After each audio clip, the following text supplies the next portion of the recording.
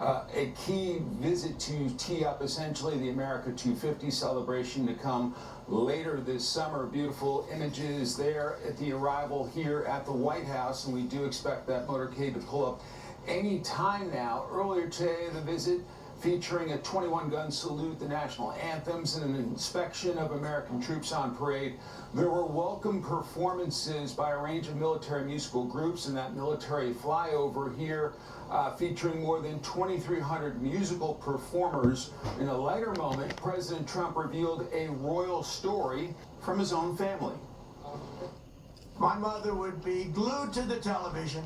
I also remember her saying, "Do you want a piece of bread?" Very clearly, No. Charles, look, young Charles, he's so cute. Wife of mine. This afternoon, King Charles delivered an historic address to a joint session of Congress. He received a very warm, bipartisan welcome. There was plenty of applause, cheers, and even a standing ovation from members on both sides of the aisle. The King joked the U.S. and U.K. share, quote, everything in common, except, of course, language. That was a big applause line for him. This will be the first formal white tie event here at the White House since President George W. Bush hosted Queen Elizabeth, the King's mother, back in 2007. Jason? Mike, I thought the comments that the King made before the United States Congress, they were very well received. It was good to see people on both sides of the aisle, and he was pretty funny as well. And in addition to the pomp and circumstance, is there any goal tonight other than stressing the bond and importance of the relationship with the UK? I think one would expect that the King is essentially here to try and make sure the United States knows exactly how much the United Kingdom thinks of this country, how much the relationship means to them, and essentially trying to make things a little better between the two historic allies at a bumpy time when the President and the Prime Minister have not always seen eye to eye on some key issues, but the relationship is long and enduring and very warm historically, and so I think the King's here essentially to try to remind everyone of that, and certainly the President rolling out the red carpet to greet the King and the Queen here this evening. Literally the red carpet. Mike Emanuel, thank you. We'll come back live with the arrival of the King and Queen there on the south lawn of the White House. And as we wait for the King and Queen to arrive, let's bring in Hillary Fordwich, a royal watcher, and Thomas Corbett Dillon, former advisor to UK Prime Minister Boris Johnson. Hillary, let me start with you. The President, literally, as I said, rolling out the red carpet, but the US-UK alliance, it's been a little bit strained. What does the visit actually mean for United States interests? Well, it's actually very high stakes here, Jason. Thank you for having me, and especially with Thomas. The high stakes are because, obviously, there's been political friction recently on many different counts, not the least of which was obviously Sir Keir Starmer, the Labour government, which is very analogous to our Democratic Party here in the US, being less than unsupportive of President Trump and our US objectives with Iran, but also with remarks with regard to the Falklands Island from President Trump, with Chagos not using the bases that we share with the UK not letting us use those bases for launching anything with regard to Iran, and of course, obviously, the impact of not being able to use those UK bases has been rather drastic. So the special relationship, in quotes, has been at a great amount of strain put on it, and this trip is the most important trip that probably Prince Charles, now King Charles, will ever make. Prince Charles was obviously waited longer than any other prince in waiting for this particular point in time, and now this speech that he made today as king was the most important of probably his entire reign. Why? It's mutually beneficial for our nations to be together. There aren't any other greater allies, and he had to get us back on track. To a great degree, I believe he did achieve that because he was talking more about what unites us than what divides us. Well, King Charles revealed his hopes for the U.S. and the UK ahead of America's 250th birthday. Have a look at this. America's words carry weight and meaning, as they have since independence. On your 250th birthday, let our two countries rededicate ourselves to each other in the selfless service of our peoples and of all the peoples of the world. Thomas, we expect the King and Queen to arrive any moment, but your thoughts on what the King just said before Congress just a couple hours ago? Yeah, I thought the King gave a great speech. I think he let his humorous side show through, which will be probably one of the first times the American people have seen that side of him, so I think it did well for him. I also was very impressed with the President's speech today. I think a lot of Brits were going to be listening to that and wishing, dreaming of a British politician that could give such a powerful speech, talking about the Anglo-Saxon spirit. I think we're all looking on wishing we had a leader like the President Trump who could rally the English people like they need right now as we go through some rough times over the pond. But I did think the King brought a great message and, very entertaining and lots of nice little moments throughout the day. It's been a wonderful day for both countries. Hillary, how do you think this is going to play in the UK? Because, when the King is traveling to the United States, warmly met by President Trump, how do you think that's going to play in their view of the United States of America? Well, actually, I do think, Jason, it's going to go over better than actually it was anticipated, because there was a YouGov poll that said something like 45% at least of the British public was against this trip. Of course, they only interviewed over 1,500 people, so I don't know how they can think that's representative of the whole of the UK, although YouGov is usually rather reputable, I would say. But I think this actually will be very impressive. To Thomas's point, President Trump was extremely presidential, he was diplomatic, and he had a very uniting tone, and he did stick to script. I think that he inserted some comic levity as well. He talked about, actually greeted everybody with a comment with regard to the British weather, but he also talked about his great love for the monarchy, and he talked about obviously his heritage, his mother loving the Queen, and the comment about Prince Charles at the time saying that he was very cute, and King Charles stood there, was next to him and was sitting, was rather chuffed about that. But I will say, he didn't mention something which was, as a little boy, one of his first memories was sitting on his mother's knee watching the coronation. So we know that President Trump has a great affinity, and I would be very surprised if nearly all of the Great British Isles and everyone in the United Kingdom, and indeed the Commonwealth, wasn't impressed by the uniting tone that President Trump mentioned. Something that isn't talked about a lot, though, is that Queen Camilla, over the years, has maintained a good friendship with Scott Bessent, the Treasury Secretary, and that, I think, has played into this. Lots of relationships, both sides of the Atlantic, strengthened through this visit. Yeah, and certainly the First Lady and, of course, the Queen.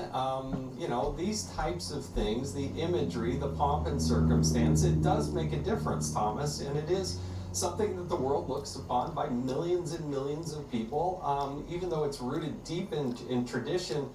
With all the things happening in the world, these things do matter, and everybody's, every move, every comment, every piece of video is caught on camera, and people make judgments based on it.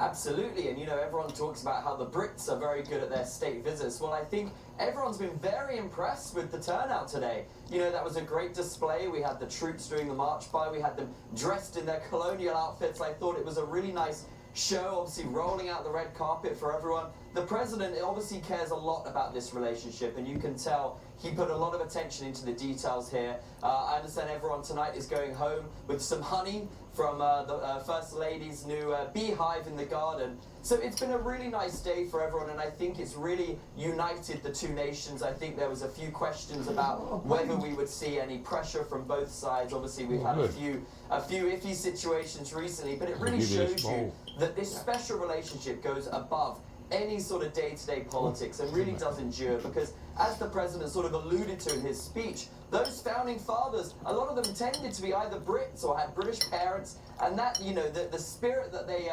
created this nation from comes from England. So I think it was a really nice moment to bring that and reference that in the speech. I think the British people were very happy, and hopefully the Americans liked it too. Well, I think when President Trump put Winston Churchill's bust back into the White House, it was a strong signal to the Brits that, hey, we do care about the relationship. It was really important. Hillary and Thomas, stay with us. We're going to come back when the King and Queen arrive. We think that's going to be at any moment, but we don't quite know until they actually arrive. All right, 3 assassination attempts against the President of the United States. This happened in 2 years. And Democrats, they think they figured out what the problem is. I put a lot of it at the feet of the Trump administration for a lot of the things that they've done. The president has had a part of that, okay? I mean, he's had responsibility in the rhetoric, and he should own that, right? Like, his tweets exist, okay? Like, there's a reality of that. This president is guilty of inciting violence. At what point do people simply say, how hey, ridiculous. Trump, it's clear that you're the Shame Trump? on you all. So they're victim blaming President Trump. Imagine if a Democrat president was almost killed 3 times and Republicans responded by saying it was her fault. We'd be eviscerated, and rightfully so. And while Democrats claim Trump is the issue, they're still refusing to tone down their own rhetoric. The biggest offender, perhaps, is Hakeem Jeffries, who doubled down on his maximum warfare comments. I stand by it. You can continue to criticize me for it. I don't give a damn about your criticism. When you compare the Trump administration to the rise of Nazis. What I was talking about was the fact that a constitutional republic was torn apart in 53 days in Germany in the 1930s, and that we need to watch out for that in this country. Here to discuss is Texas Congressman Brandon Gill. Look, there's some effort, Congressman, by those in the media that it's a both sidesism, that it's, both sides are doing it, but how do you see it? Well, of course, the media and Democrats want to claim that this is a both sides issue. They did the same thing after Charlie Kirk was murdered. They've done it every time there's been an assassination attempt against President Trump, but that is simply not true. I mean, there was a poll done just a few months ago by YouGov that found that 25% of survey respondents who identify as very liberal believe that political violence can be justified. That number is only 3% of those who identify as very conservative. If you ask, do you believe that it's okay to celebrate the death of a political opponent? 24% of those who identify as very liberal say yes. That number is only 4% for very conservatives. Now, that should be 0 for everybody, and we ought to be able to all agree on that. But the idea that this is a both sides issue is simply not true. This is an issue that we're seeing predominantly from the political left in the United States, and that's why you're seeing multiple high-profile assassinations or assassination attempts against conservatives. The left, they keep, spreading these conspiracy theories. Have a look at this. Something seems too perfect. People, they don't believe in it. And Donald Trump now again gets victimized by an alleged would-be assassin in front of the perfect witnesses, the press. There are 16 seasons of MasterChef. And it's so good when you don't want to watch the news about fake assassination attempts or what they're calling an assassination attempt. Congressman, I mean, it's one thing to have vibrant political debate and discussing issues. It's another one to call somebody Hitler and then try to, encourage people to take action. I mean, that's exactly right. I mean, this is completely deranged, and I think the reality is that the left recognizes that their set of policy prescriptions for the American people are wildly unpopular. The American people don't want to be transing 4-year-olds. They don't want open borders. They don't want profligate spending. They don't want defunding the police. So the only thing that really unifies the Democrat Party right now is a disdain for the president. So whenever somebody tries to even murder our president, the president of the United States, the left will not send their condolences to the president, to his family. They won't try to tone down the rhetoric. And instead, they'll come up with some bizarre, wacky conspiracy theory that this was made up. I mean, this is brain-dead stuff that we're seeing from the other side of the aisle. And frankly, it's disgusting. Talk about what happens on the floor in these hearings, because, I watch some of these hearings probably more than the average person, and no matter what the witness is or the topic, they just want to talk about Donald Trump and try to gin up controversy, because that is the strategy, right? Create chaos and then be able to say, oh, it's so chaotic, we have to have somebody other than Trump. I mean, that's exactly what it is. And we hear this stuff every single day on the committees that I sit on. I mean, I was in a hearing today on the FACE Act, and instead of talking about the FACE Act and how it's been weaponized against pro-lifers, Democrats wanted to talk about other ways that they could figure out to bash the president or talk about January 6th or something like that. I hear every day in the Judiciary Committee about Democrats referring to Republicans and the president as Nazis or as Hitler, referring to ICE as the Gestapo. I mean, this is a daily occurrence right now. There's no substance coming from the other side. It is pure vitriolic hatred. Quickly, Congressman, you're on the Oversight Committee. Congressman Comer has talked about the briefings coming up, and we're going to talk to him about what's going on with the Secret Service. But what are your concerns? How do you read what's going on with the Secret Service right now from your vantage point?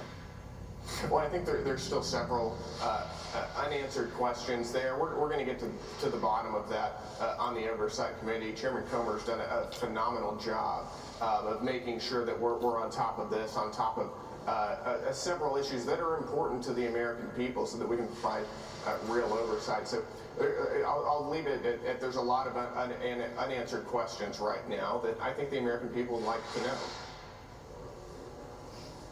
And finally, I just want to say, Congressman, you want to see a good video and some good questioning, you questioning the person about abortion and what she was in favor of, go look that up online, because that's some of the best questioning we have seen. Congressman Brandon Gill of Texas, truly do appreciate you joining us tonight on the Ingram Angle. Thank you. All right, coming up, Kimmel, he calls it a joke, but why do his punchlines, they always go one way, and they're not funny. The better Jimmy, well, he's here, coming up next.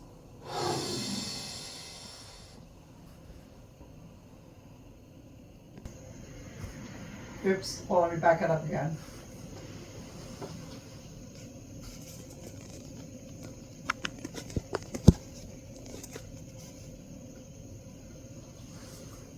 Order your life back now. Don't wait another... All right, this is a Fox News alert. President Trump is greeting the King and Queen of England ahead of tonight's state dinner at the White House. You see the President of the United States, Melania Trump, the First Lady, the King and the Queen of England there at the UK, and it's quite a moment. White tie dinner has not happened as a state dinner. The pomp and circumstance. You actually have the red carpet there. Let's bring back in Hillary Fordwich and Thomas Corbett Dillon, who are experts on these types of things. Well, he dressed Hillary, very well. It's explain very to the beautiful. moment. Explain what's going on? Well, let's just talk about this as a historical event here, Jason.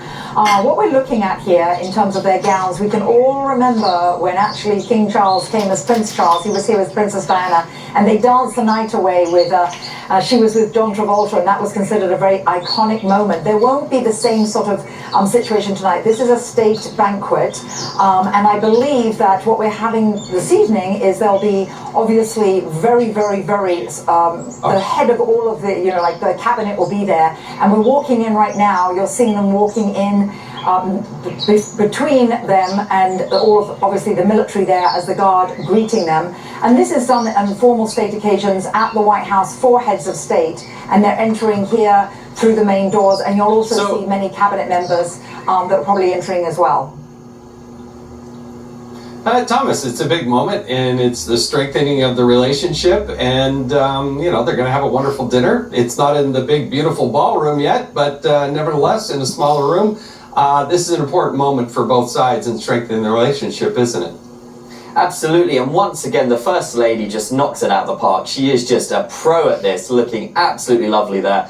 So yeah, it's a very important moment, and just today we saw some very important American dignitaries. I saw Tim Cook, or Tim Apple as the president calls him. He was in the garden, so I wonder he'll probably be attending the dinner. So yes, once again, this is a very important day. A much smaller affair. I'm sure the president has upset that ballroom's not ready, because he could have, 1,000 people in there.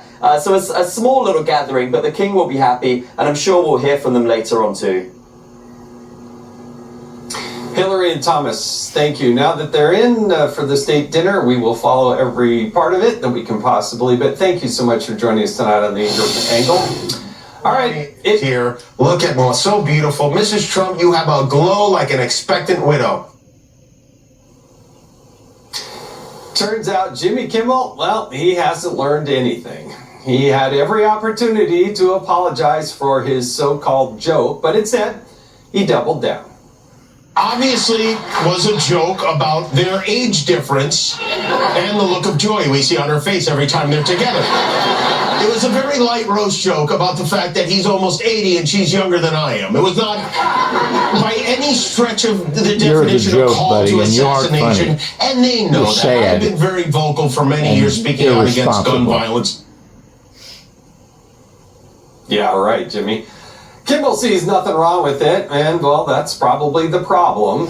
When political opponents are cast as existential threats, when everything becomes warfare, when people laugh along with jokes about assassinations, is it really shocking when somebody finally says the quiet part out loud? You ought to be fired. Well, here to weigh in is Jimmy Failla, Fox News Saturday night host. All right, Jimmy, the Kimmel one was suspended a couple of months ago after joking about Charlie Kirk's assassination. Nobody found that funny. So after this, he's still doubling down. What's your take on all this? Well, everybody always refers to me as the funniest Jimmy in late night, but that's like being the hottest chick on The View. You know, it's not really the compliment it used to be. Given what I'm now up against with Jimmy Kimmel, I mean, this guy is where blimp accidents go to feel funny. Okay, here's the problem with Kimmel in a nutshell. I obviously agree with the First Lady that the joke was tasteless, but I don't want to fire him. I think the punishment for being Jimmy Kimmel is being Jimmy Kimmel. Nobody takes this guy seriously, and the thing he's doing wrong, and this really matters to me as a comic, is he's blaspheming Johnny Carson. When he says, oh, Johnny Carson would have gotten a lot more serious if he lived in today's world, he's so full of it because Johnny Carson spoke openly about the fact that he was only there to entertain. And mind you, when you talk about today's world, compare it to what Johnny Carson was hosting the Tonight Show during. JFK assassination, Vietnam War, Martin Luther King assassination, RFK assassination, Iran hostage crisis, the Cold War, the fall of the Berlin Wall. He was there for the most consequential world events of the last century and a half, and he managed to do all of it without telling you how to vote or crying. Okay, as comics, we have one job to make you laugh. Kimmel does the opposite of our job. He cries. Imagine you went to a strip club and every time they played a new song, the girl put on more clothes. You'd be like, what the heck? But that's what Kimmel's doing. He's a reverse stripper. All right, that's one way to look at it, Jimmy. Carson was the best. I mean, he truly was the best because he made jokes about both sides, and then he just moved along. And he didn't get out and tell you how to vote. There was no purpose. There was no one person who does try to get at you. But one person who's out there is George Clooney. He made sure he went to defend his friend Jimmy Kimmel. Watch this. Jimmy's a comedian, and I would argue that Caroline Leavitt didn't mean shots should be fired, right? She was making a joke. Fair enough. So I look at that side and go, well, jokes are jokes, but the rhetoric, I think, is a little dangerous, and we've seen it a lot lately. Yeah. To be clear, don't you think it's a problem when they have to define Jimmy Kimmel is a comedian? Like, we didn't know that, so they better define it. Yeah, listen, Jimmy Kimmel is to comedy as OJ is to marriage. Okay? Yeah, it happens, but I don't know that anybody wants it to happen again. And by the way, that Caroline Leavitt clip that's gone so viral, she was talking to me on the red carpet. And she was clearly engaging in the comedy parlance of shots fired, meaning personal attacks. Something just about everybody on the red carpet that night was expecting was the fact that we were going to a comedy show and we were all going to be in the splash zone in a good-natured way. We weren't going to be telling you fascists run the government and we're all going to die. Kimmel is an embarrassment. Yeah. He is an embarrassment. Well, you're the best, up there. Jimmy Failure. Thanks so much for joining us. Really do appreciate it. Thank you. All right, 3 assassination attempts in 2 years, and we still have so many unanswered questions. And Secret Service Director Sean Curran is making the rounds on Capitol Hill to reassure lawmakers that his agents did everything by the book. You're confident in the job of your agents. Do you see a need to change the security posture going forward? My agents did a great job. Why wasn't the security perimeter out? There's a reason, but I'm not going to get into that. It's that's why we do that. Here with reaction is someone who met with the Secret Service Director, House Oversight Committee Chairman great James man from Comer. All right, Kentucky. Chairman, what questions do you have after meeting with Sean Curran, the Secret Service Director? Well, first of all, I have a lot of strategy questions because, I think the Secret Service Director is saying this publicly, so I'm not saying anything he didn't say in private, but that it went according to plan, that, if someone breached it, they were going to have to go in for through a room full of armed guards before they got into the banquet hall. I don't know that that's the best strategy, but again, I could have misunderstood him, and he's going to present to our whole committee tomorrow. But I think that the American people have serious concerns, and I keep citing you, Jason. When you were chairman of my committee a decade ago, you had several hearings on the Secret Service, and you were concerned about a lack of training, a lack of morale, a high turnover rate. I asked the director about that, and he said that the turnover rate's still a problem, but he defended the training and things like that. So we don't want to criticize the Secret Service. We want to make the Secret Service better because we have a lot of people that we have to protect to save our government and to save, the stability of our government, and we expect the Secret Service to do better. I think the problem is the Secret Service Director saying that they did a good job, because if you watch that video, this part right here, last one extracted from the dais is President Trump. He is literally the last person taken off the stage. I don't know how in the world you can go through that. We had a President of the United States, Donald Trump, shot in Butler, Pennsylvania. What happened? Nobody was fired. A president was shot. The extraction was pathetic. Everybody got a promotion. That's the problem with Washington, D.C., and that's the problem with the Secret Service. And that's right, Jason. And it's the same people in charge today that were in charge at Butler. It appears to me it's the same security team, so you're exactly right.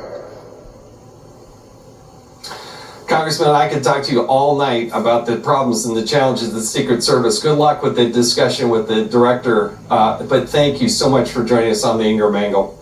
All right, coming up, James Comey indicted yet again. Details coming up next.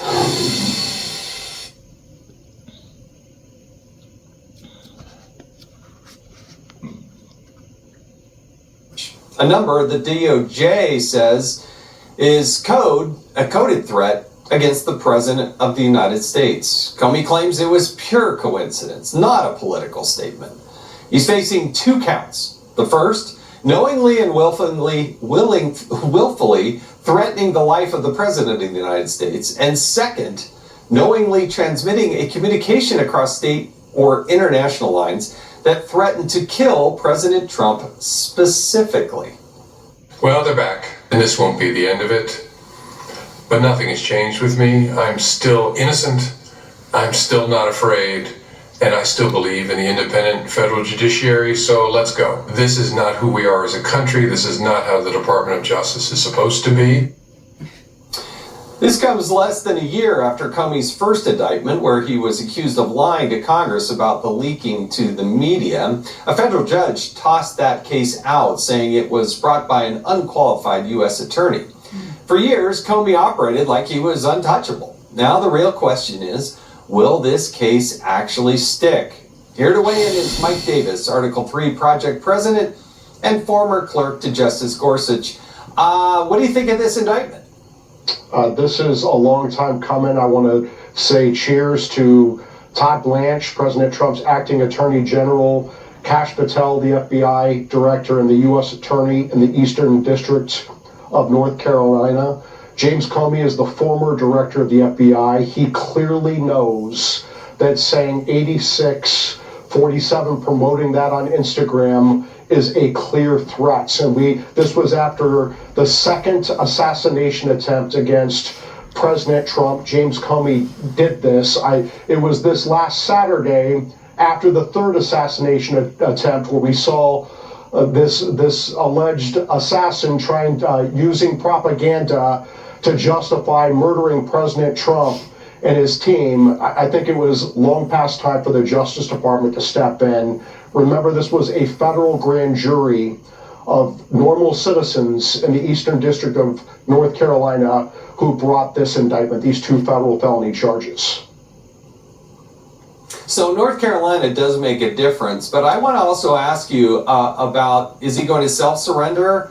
Will he be arrested? I mean, a warrant has been issued. How do you see this playing out?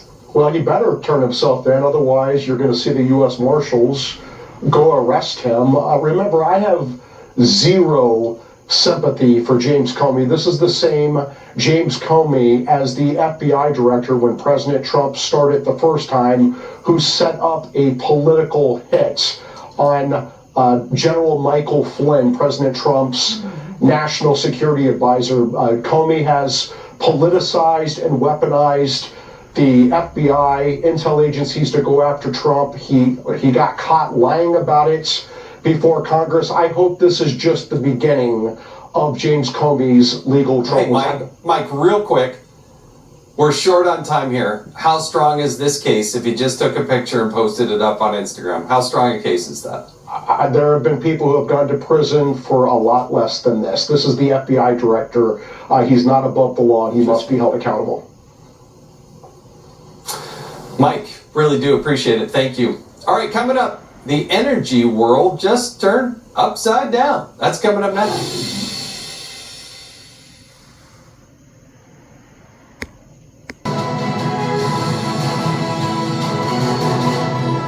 The Iran conflict is rapidly turning into a global energy power play. Tehran is now floating a deal to reopen the Strait of Hormuz, but only if the United States backs off its blockade and kicks the nuclear issue down the road. Yeah, good luck with that. That ain't gonna happen.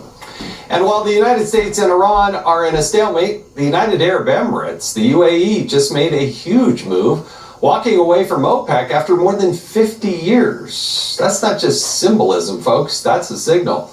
The UAE wants to pump its own oil on its own terms, and early reporting points to Iran as a major reason for the split.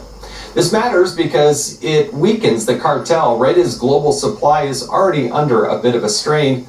Well, here now with some analysis, Montana Senator Tim Sheehy of the Armed Services Committee. Senator, thanks for joining us. What's your read on the move by the UAE?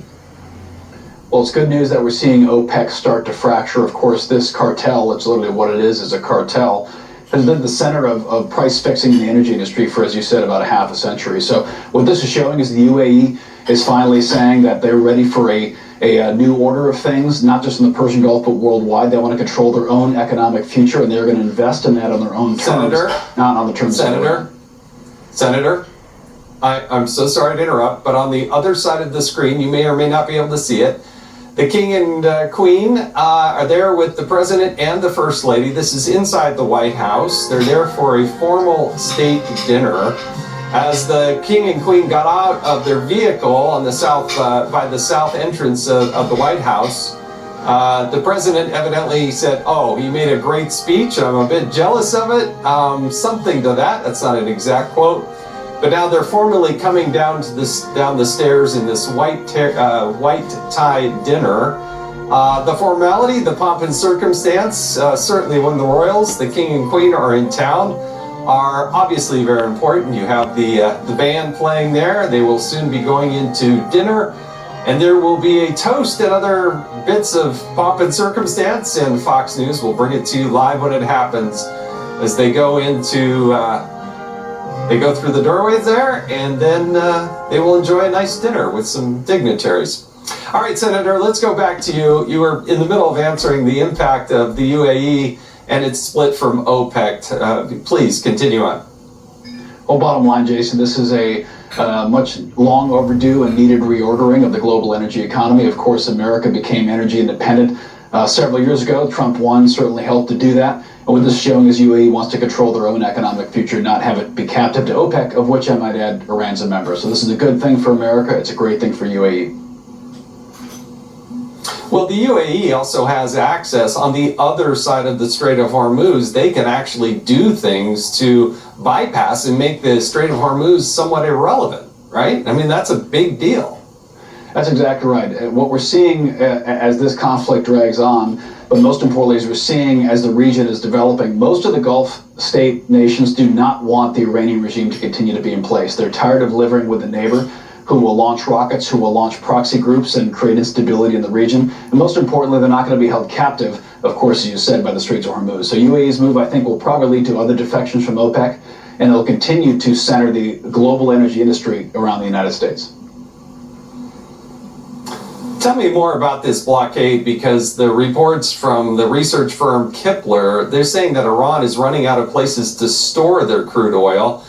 It's really the only source of income that the 90 million people in the government of Iran have, and that they estimate that the unused capacity will last a little bit more than 3 weeks.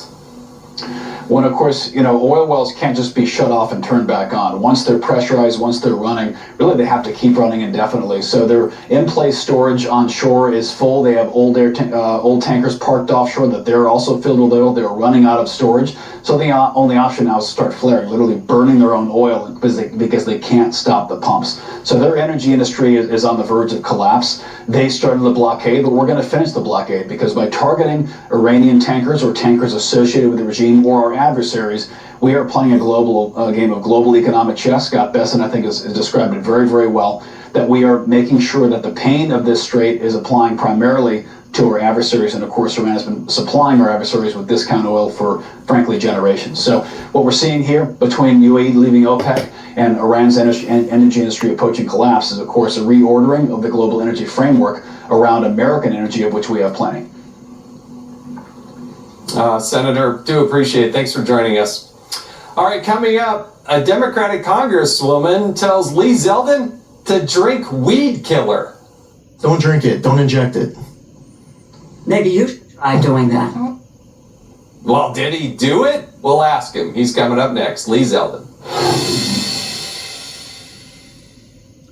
With kids still at home and a full-time job, taking care of mom was becoming a real... All right, they thought they had him, but EPA administrator, well, he's a little smarter than most people in the room. And Lee Zeldin, he does his homework, and some in Congress maybe don't do as much, and it shows. Zeldin fired back at purple-haired Congresswoman Rosa DeLauro with some basic questions, and just like that, things went off the rails because she was embarrassed. You don't know what low bright is. Do you know what the major policies doctrine is? I'm upset because... You know what the major policies doctrine is? No, let me just... You're a member of Congress. You should know. I tell you what the two biggest Supreme Court cases are of the last few years. This is what I want you Michigan to tell versus me. EPA. Whoa. West Virginia versus EPA. You know, you're here because you need money from us. So halt for the second and wait for the questions and answer the questions. Well, I answered your question, No, you and you didn't like my answer. She was so flustered that she suggested he drink weed killer. If your cup was filled with glyphosate, I'm telling you as the administrator of EPA, don't drink it. Thank you so much for agreeing to what we need to... I don't know what the question was. You're holding up a cup saying glyphosate. You know... Don't drink it. Don't inject it. Maybe you should try doing that. All right, this was a great moment. As somebody who served in Congress with Congressman Lee Zeldin, it doesn't get any better than that. Well done, Congressman / EPA Administrator. Yeah, Jason, when I was nominated by President Trump to serve as EPA Administrator, it was actually one of the very first topics that came up. Was going into low bright and what it means as EPA Administrator, the implementation of it, and Michigan versus EPA, West Virginia versus EPA with the major question doctrine. What will that mean once confirmed? And you could argue actually that these are the two most important principles as far as separation of powers for the relationship between Congress and the executive branch, and the fact that somebody who not only is a former chair of the House Appropriations Committee, but somebody who wants to be the next chair of the House Appropriations Committee, and she doesn't have any idea of this overturning the Chevron doctrine and what it means.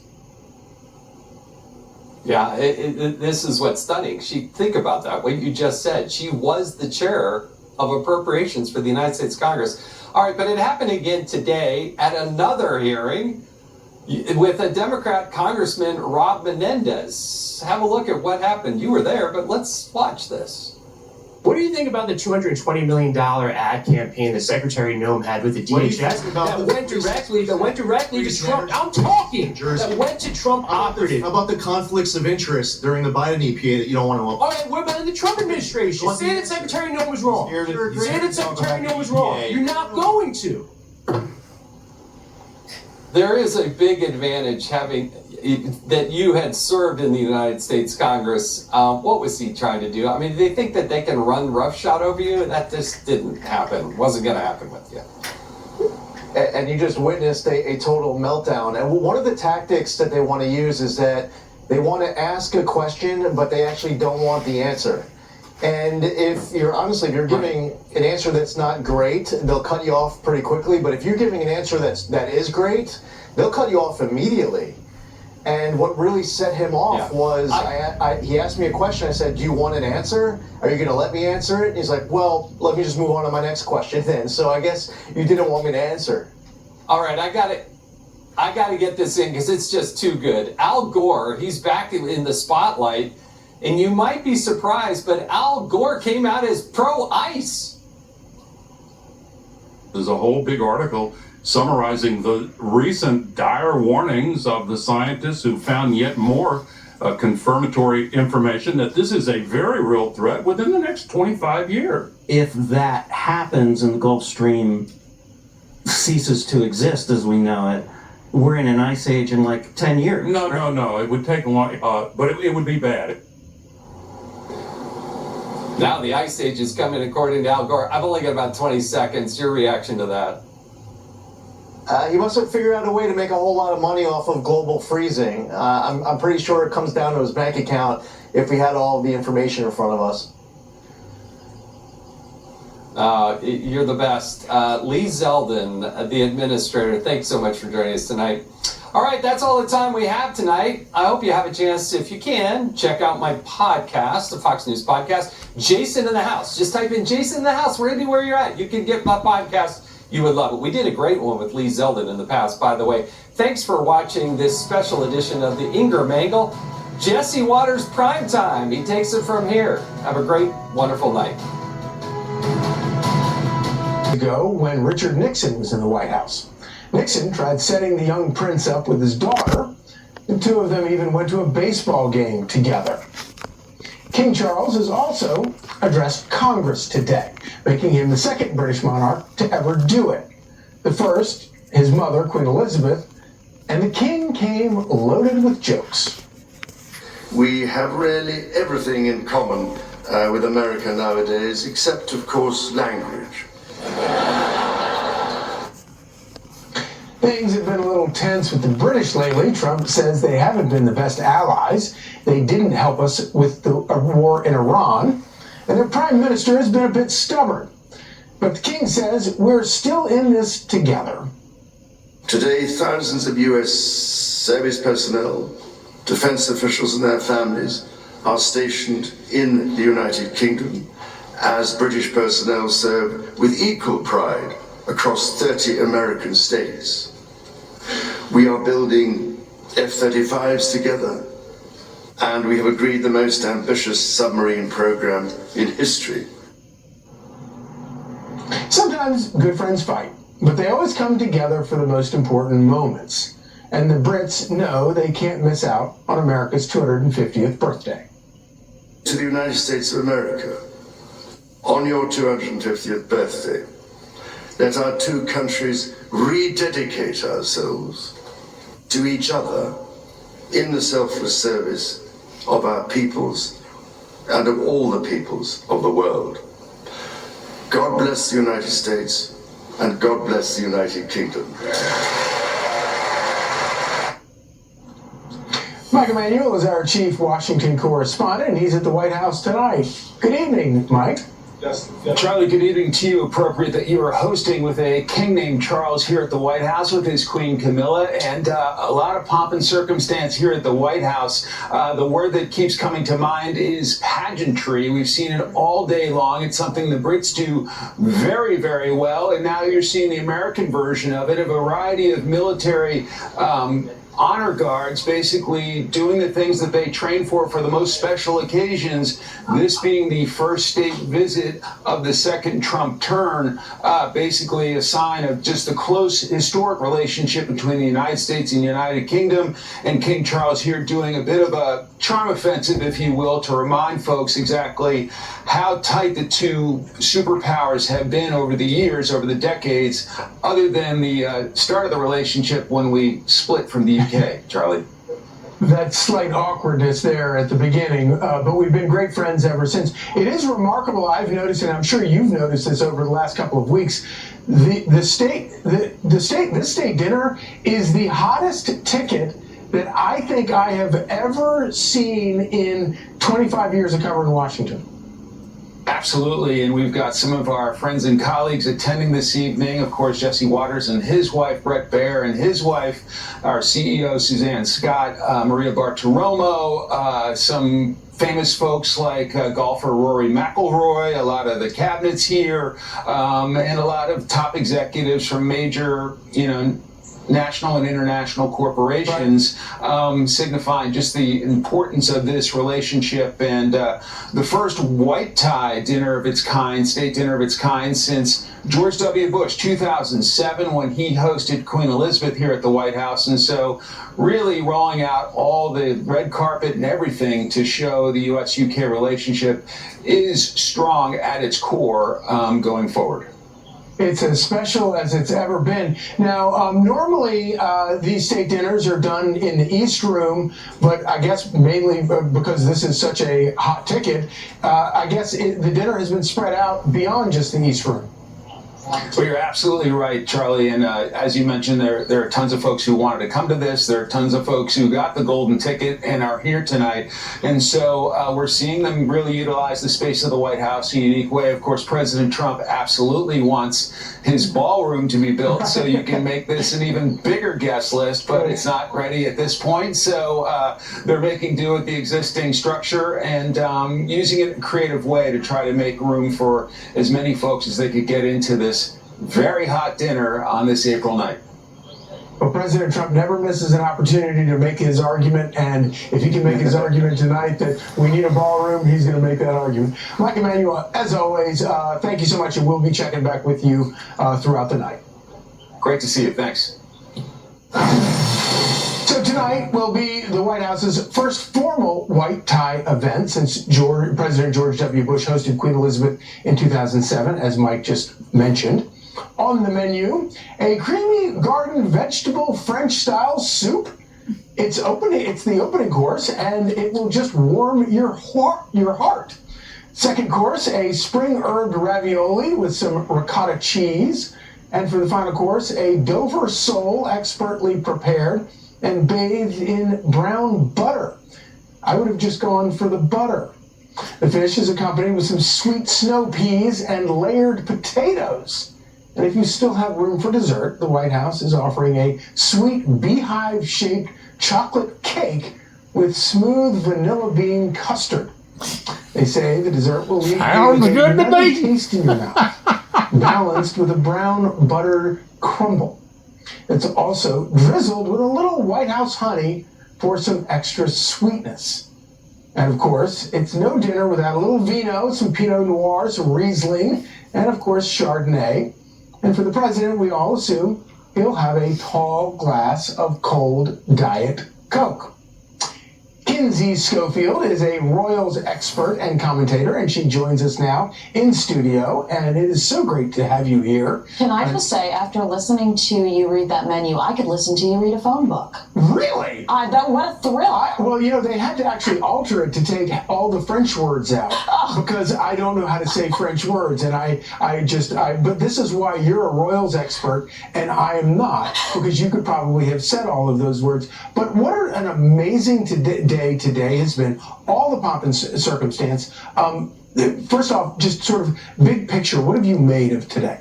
Well, I mean, I think that it shows us the quiet diplomacy that the royal family has now become so famous for. What we do understand is that there are real tensions behind the scenes between Prime Minister Keir Starmer and President Trump. I thought it was very polite of you to say stubborn when, if you're watching UK media, you're seeing words like corrupt. So how kind of you today. You're just trying to keep We're trying to be British. Just for tonight. Yeah, exactly, just for tonight. And what we see is the king being that mediator. He has been I want to use the word friend to President Trump for quite some time. Between his two terms, we know that the king was writing a pen pal of Donald Trump. He's also a pen pal to Melania. They exchanged gifts this trip. And while I did think that his speech was a little political throughout the speech to Congress. To Congress today, I also think that they're clearly happy to be with one another and enjoying each other's company. So he touched on some environment stuff. What else about the speech made you think it was kind of slightly political? He says diversity is a strength of both of our countries when we both have immigration issues that I think are undeniable, especially the UK. He brought up NATO, which is a sore subject for the president. There are questions surrounding faith specifically. He wants to be the defender of all faiths instead of the head of the Church of England, and you're seeing people, kind of question that statement. So those were some of the comments that concerned me. But I will tell you, I thought the president's speech was the best speech. Yeah, it was amazing. But one thing about Charles's speech, one of the biggest applause lines he got was when he talked about the balance of power and keeping the executive in check. Right. But when you looked at the floor, actually both sides of the chamber sprang to their feet and cheered for that. And kind of a cheeky thing for the King of England to say, and of course we all notice sort of the irony of the fact that half of the people in the chamber today, who are in there today, have spent the last 2 years walking around with no king's signs. So they had to kind of stuff those in the trunk of their Vespas to come out and cheer the king.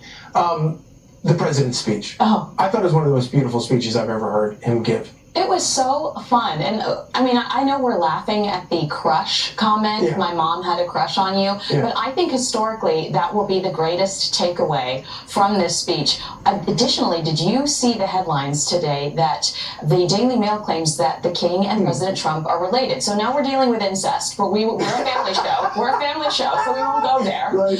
But, how cute is that they could be related, 15th distance cousins or whatever.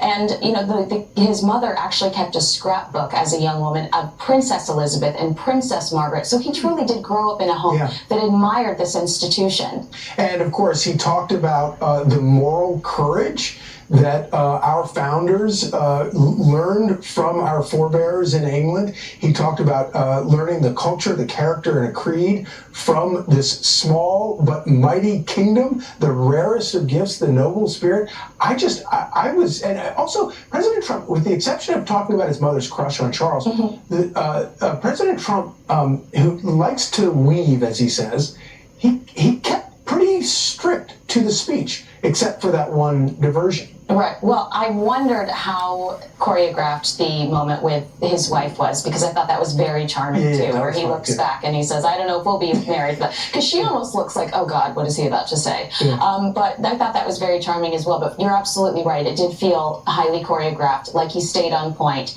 And I've never been prouder to be an American. So do you get the sense, I get the sense in some of the asides between the two couples, there was at one point today where the First Lady, our First Lady, was genuinely in hysterics laughing at something the king was saying, and Camilla was involved. I get a sense that there's a genuine warm chemistry there.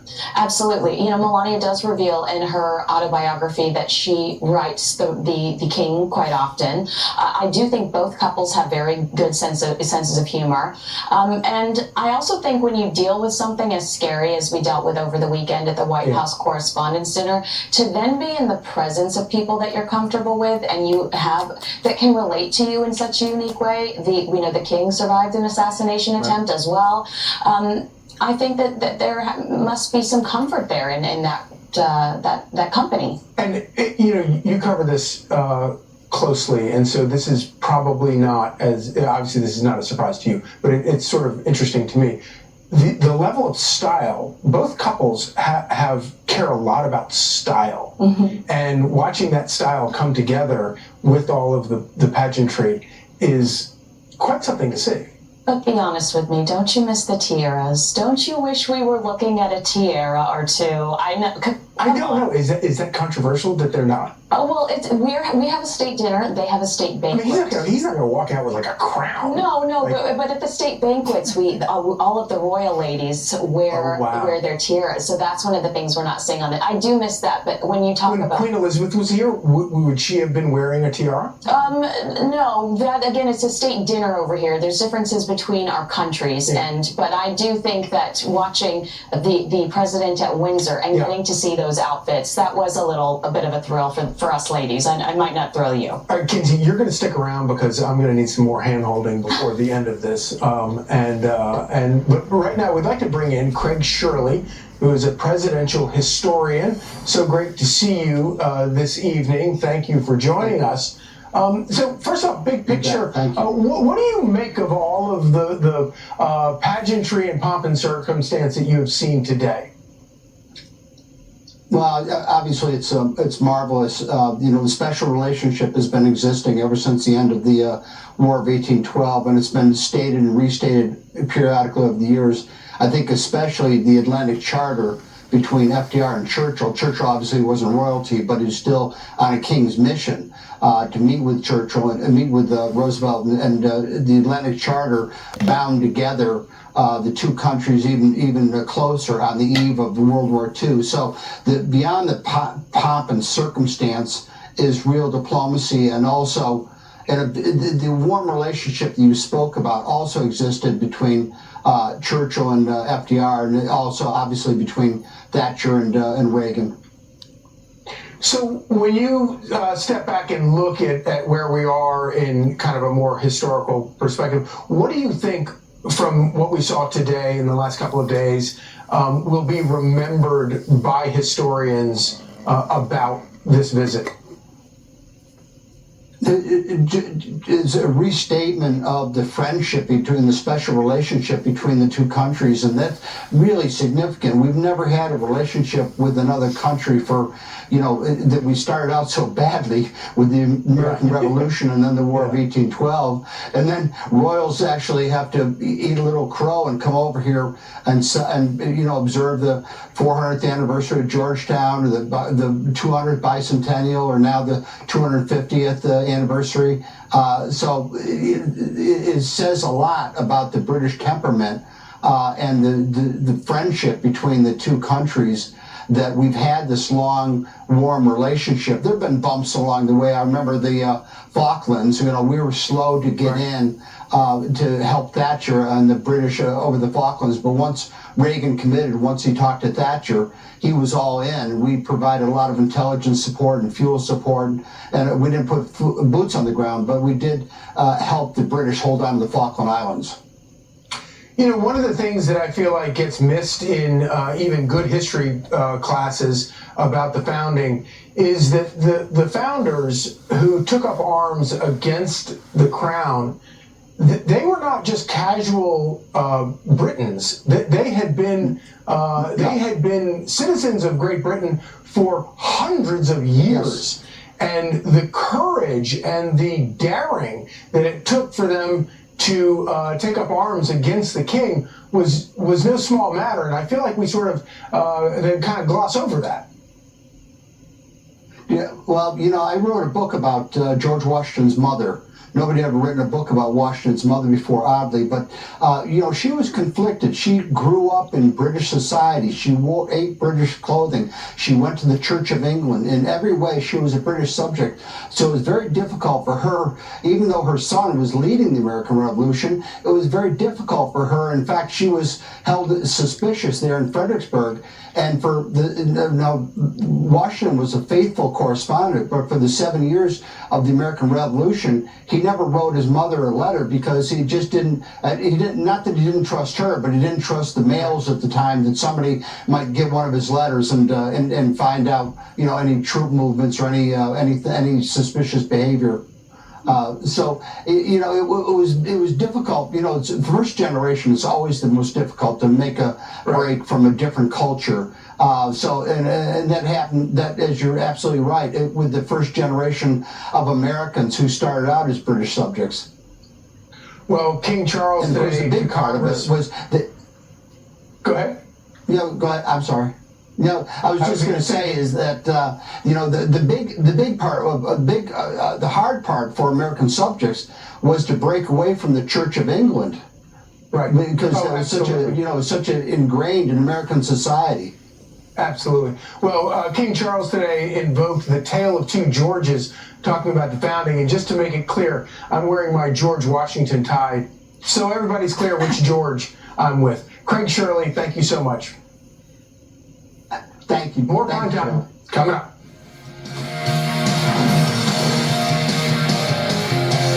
Fox News alert, President Trump is set to host King Charles and Queen Camilla for the first formal White House white tie event since 2007 when President Bush hosted Queen Elizabeth. We will take you live into the dinner as soon as we get it. So Jimmy Kimmel's really ticked off Melania, and now he's doubling down. It was a pretend roast. I said, our First Lady Melania's here. Look at her, so beautiful. Mrs. Trump, you have a glow like an expectant widow, which obviously was a joke about their age difference and the look of joy we see on her face every time they're together. It was a very light roast joke about the fact that he's almost 80 and she's younger than I am. It was not, by any stretch of the definition, a call to assassination. Joe Biden was a walking corpse, but Dr. Jill never got any expected widow jokes. Jimmy's TDS is clearly terminal. He's blaming Trump for the plot to kill Trump. I agree that hateful and violent rhetoric is something we should reject. I do, and I think a great place to start to dial that back would be to have a conversation with your husband about it, because this isn't the First Lady's first rodeo. Her team wants to ride Kimmel out of town. It's done. It's over. Jimmy Kimmel should be terminated from ABC. This isn't an isolated incident. It's been going on and on and on. And the problem, as you're very well aware, is that there are crazy people out there who are listening to this violent rhetoric, this terrible political-oriented violent rhetoric, and they're turning it into action. Mentalist Oz Perlman was right there when it happened. He was supposed to join Kimmel after, but he pulled out. At least someone's willing to take a stand, because the rest of the media sure won't. The joke was made before the correspondence dinner. Jimmy Kimmel's not some crazy person who would wish the president to be killed. He just would not do that. The crocodile tears are a bit too much, even for those of us who would never say something like that or want anybody else to make a joke like that. But it was, at the end of the day, a joke about his age and not violent rhetoric. That wasn't violent rhetoric. Jake Tapper says keep the assassination jokes coming. It is a big problem of calls for violence and dehumanization, and it's getting worse.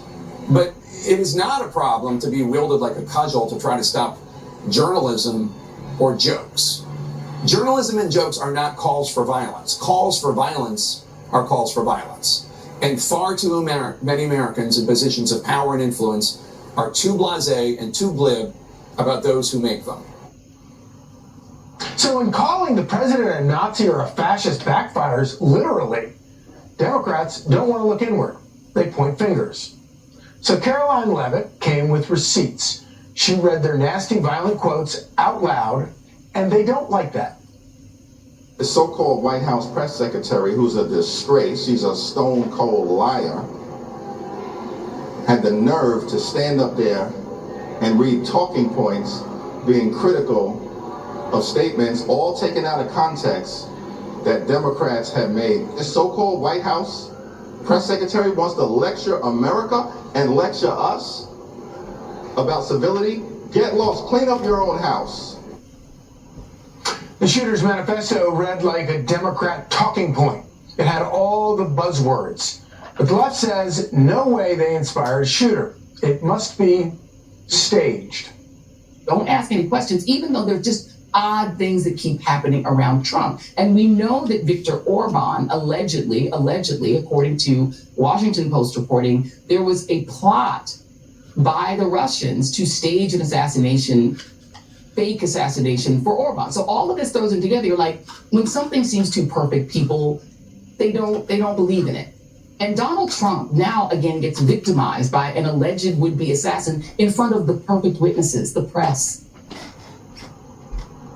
Trump was targeted for the third time, and the left's response isn't concern, it's denial. They don't want to lower the heat, so they deny the fire.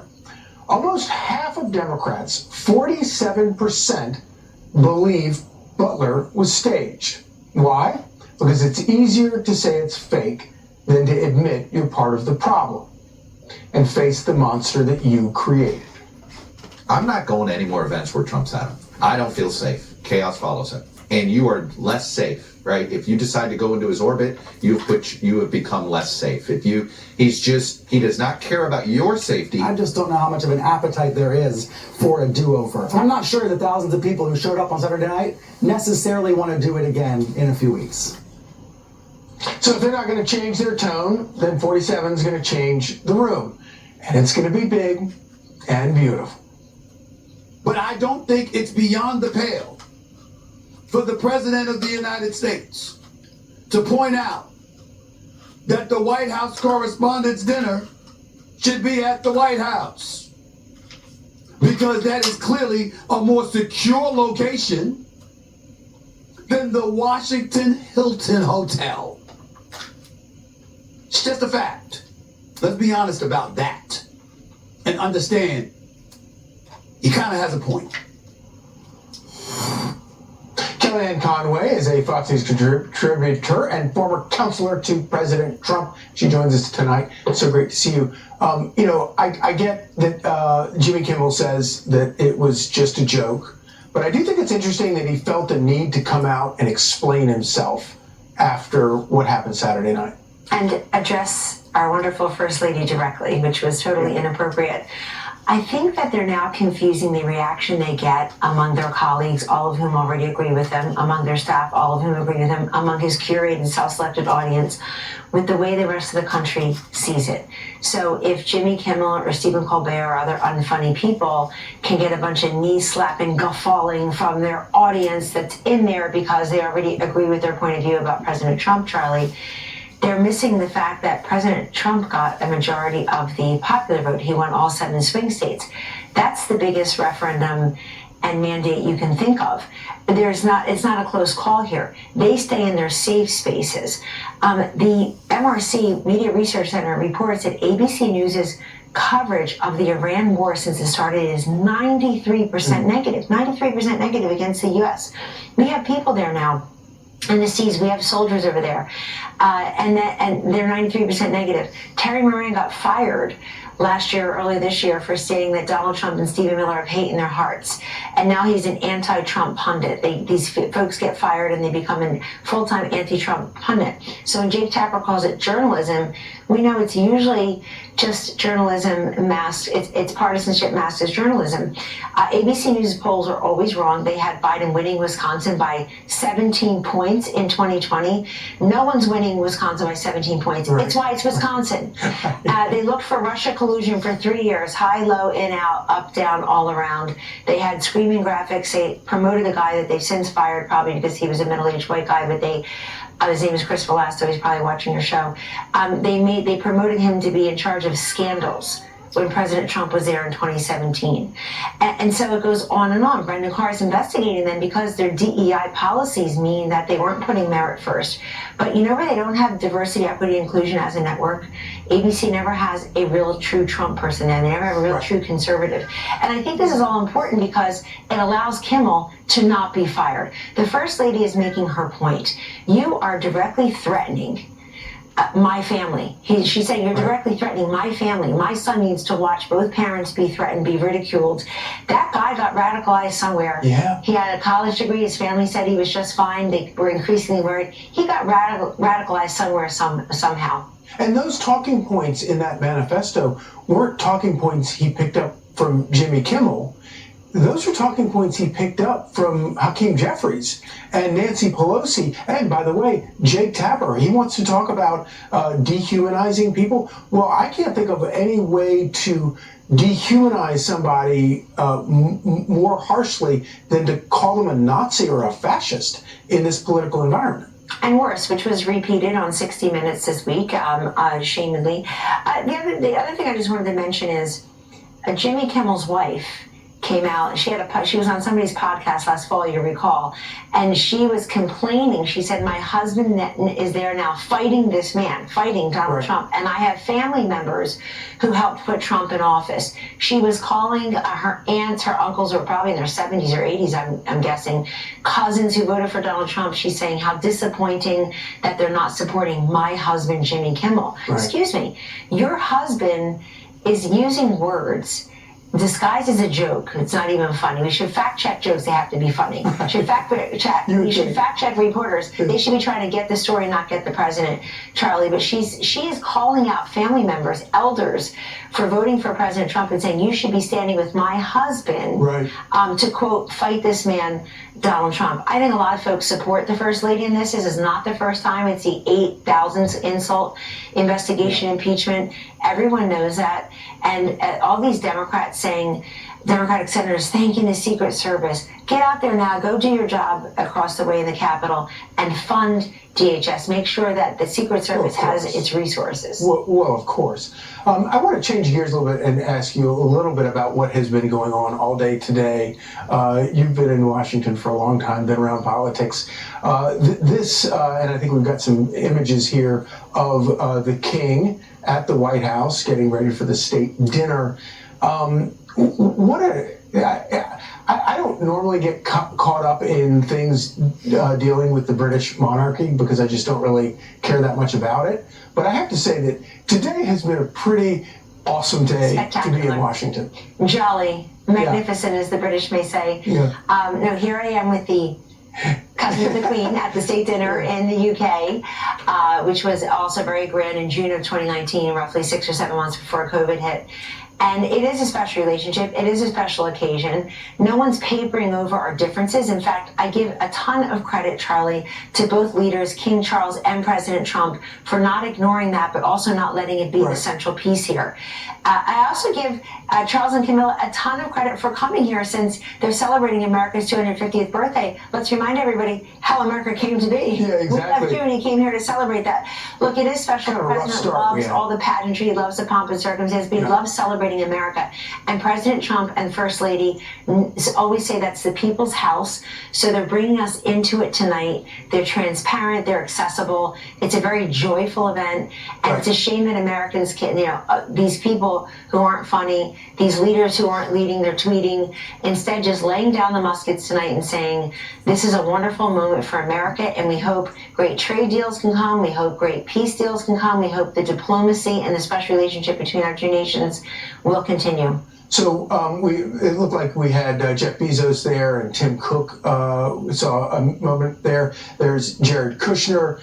I don't remember a hotter ticket in Washington in all my time here than a ticket to come to this state dinner. This is a very hot ticket, a great room filled with wonderful patriots and business leaders, obviously elected officials, folks who have a connection to both countries.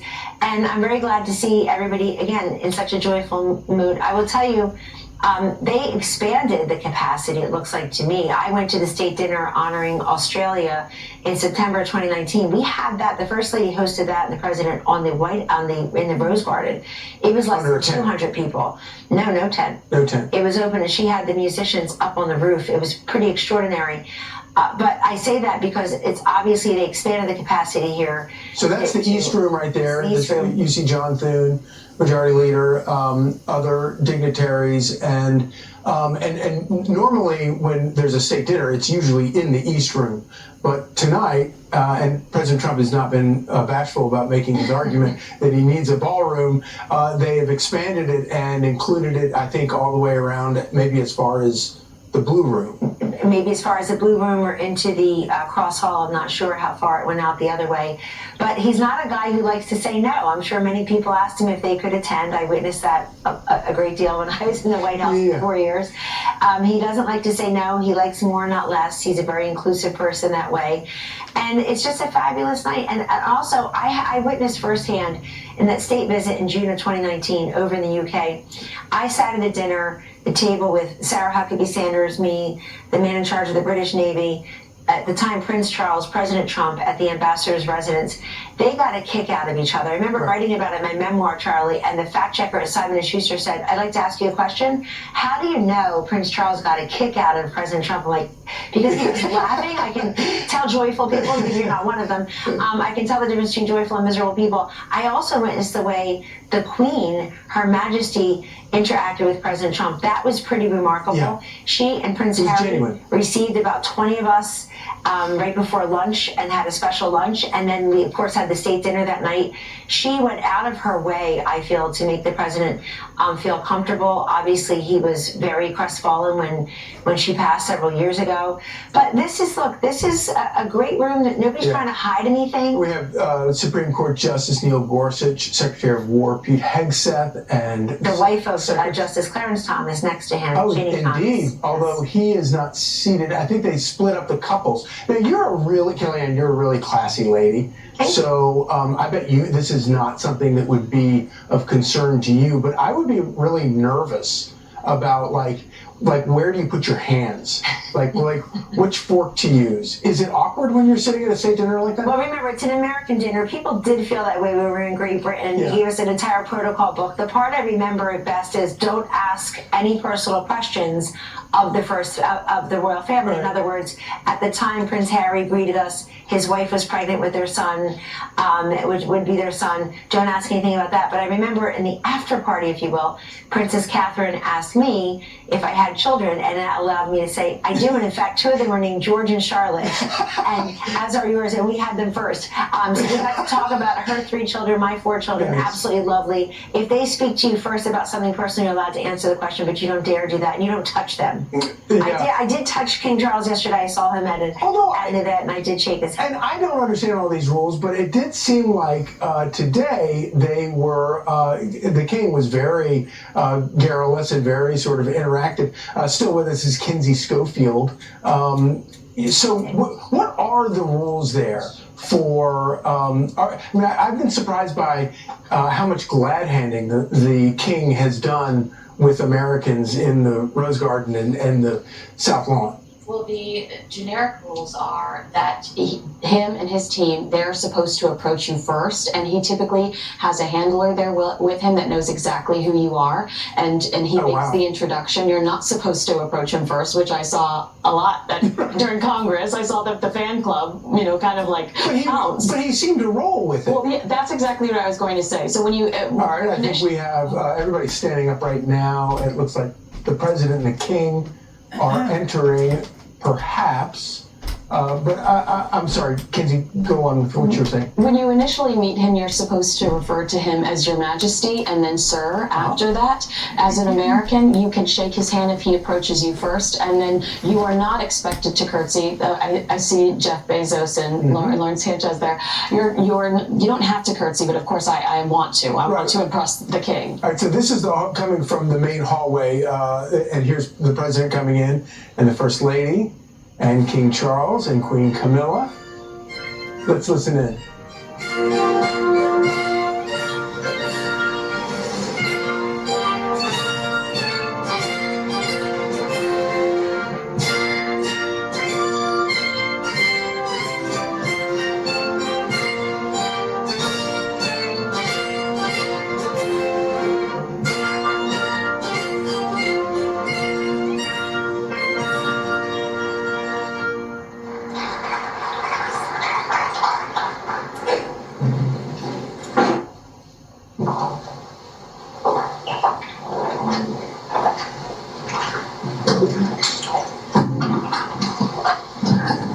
very much, please.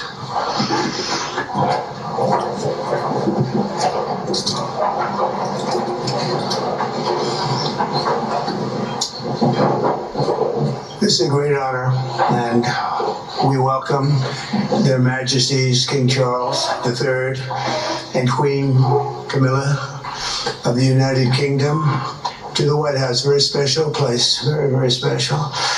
And I also want to, before we really begin, I want to congratulate Charles on having made a fantastic speech today at Congress. He got the Democrats to stand. I've never been able to do it. I couldn't believe it. I couldn't believe it. Praise the Lord. More than they've ever elected any Republican or Democrat, actually. So I just want to thank you and congratulations. It's not an easy thing to do. That's a tough place. It's a true privilege to have you here for this historic state visit. Last fall, Melania and I had the pleasure of visiting Their Majesties at Windsor Castle, a structure that's so beautiful and so long that it never seemed to end. I looked down as a former real estate person, and it just went on forever. And it was built by a gentleman named William the Conqueror in the year 1070. And I asked the king, I said, was he a nice man, William the Conqueror? He said, I tend to doubt it. I don't think so.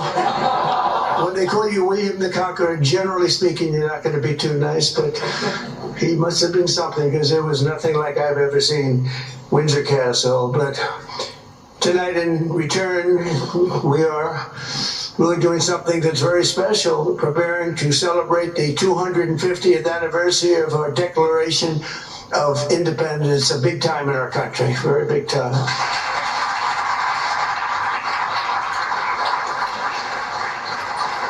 And it's only natural that Americans begin this commemoration by paying tribute to the transcendent bond we share with the nation that Thomas Jefferson himself called our mother country. He used to go around saying, it's our mother country, how nice.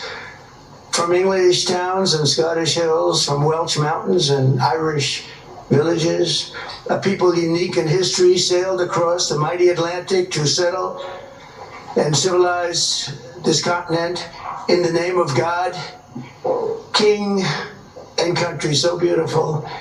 They called it New England and meant that very, very literally. The first Americans saw themselves as free men carrying the forward and central liberties and ancient rights of the Anglo-Saxons into this new and beautiful world. In the eyes of America's founders, our war of independence was fought not to reject this heritage, but to reclaim it and perfect it. As the founding father, George Mason, wrote, we claim nothing but the liberty and privileges of Englishmen in the same degree as we had still continued among our brethren when we were in Great Britain. The Declaration of Independence was a miracle for the ages that sparked a far-reaching revolution in self-government and human freedom. But even though the political bonds between the United States and Great Britain were dissolved forever, they thought, on July 4th, 1776, the more powerful strands of memory, culture, and identity proved unbreakable in any conflict and grew into a friendship unlike any other on earth. A very, very special and incredible friendship. Historians have noted that to this day, the distinct regions of the United States still echo with the particular accents, habits, and traditions of the British communities that first settled them centuries ago. The names of half of the original American states refer to members of the British royal family, as do American cities from Charleston to Annapolis, Charlotte to Albany, and even the place where I grew up and actually loved very much, Queens, New York. Who would have thought? But far beyond names and principles, there's something unique and very special that has always united our two people a certain nobility of spirit and heroic soul. The same audacity that called a small island kingdom to rule the seven seas, and rule them you did, inspired the children of 13 American colonies to explore a great frontier and a very, very dangerous frontier and settle what was known as the Wild, Wild West. The men who planted the American flag on the moon carried them. The same hunger for adventure and achievement as those who raised the Union Jack above Antarctica and first sailed St. George's Cross all around the globe.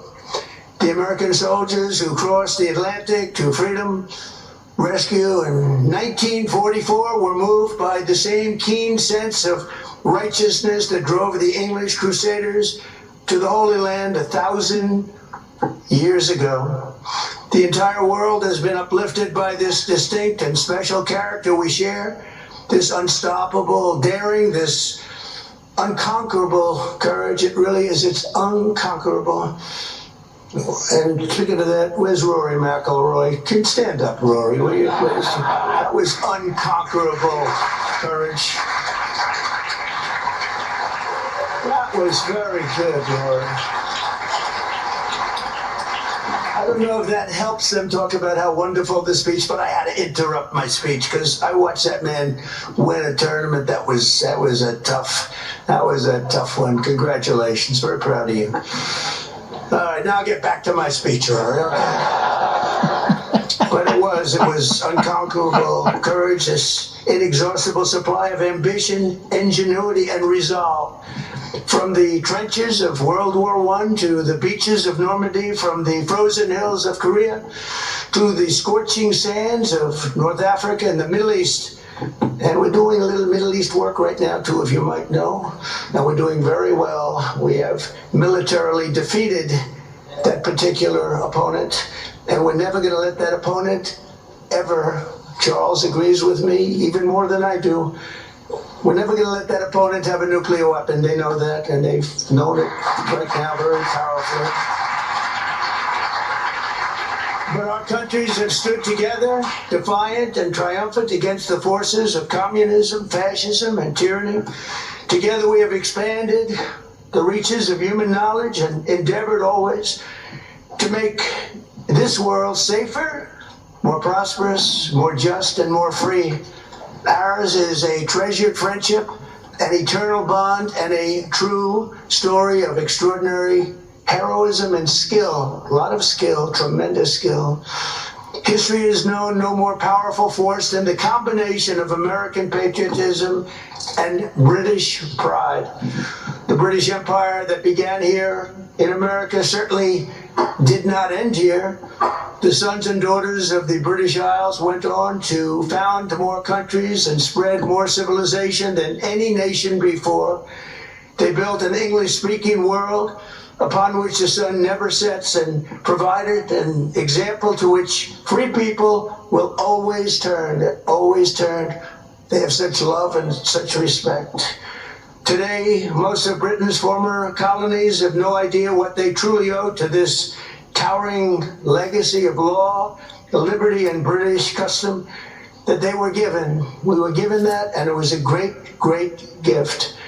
Tonight, on the eve of our 250th year of cherished independence, we turn to the sovereign embodiment of our British heritage and say sincerely thank you to our friends, the United Kingdom, for the richest inheritance that any nation has ever given to another. May our two countries stand together forever for liberty, for justice, and for the glory of God. Ladies and gentlemen, I offer a toast to 250 years of American freedom, and very importantly, to a great man, His Majesty, King Charles III. Thank you very much.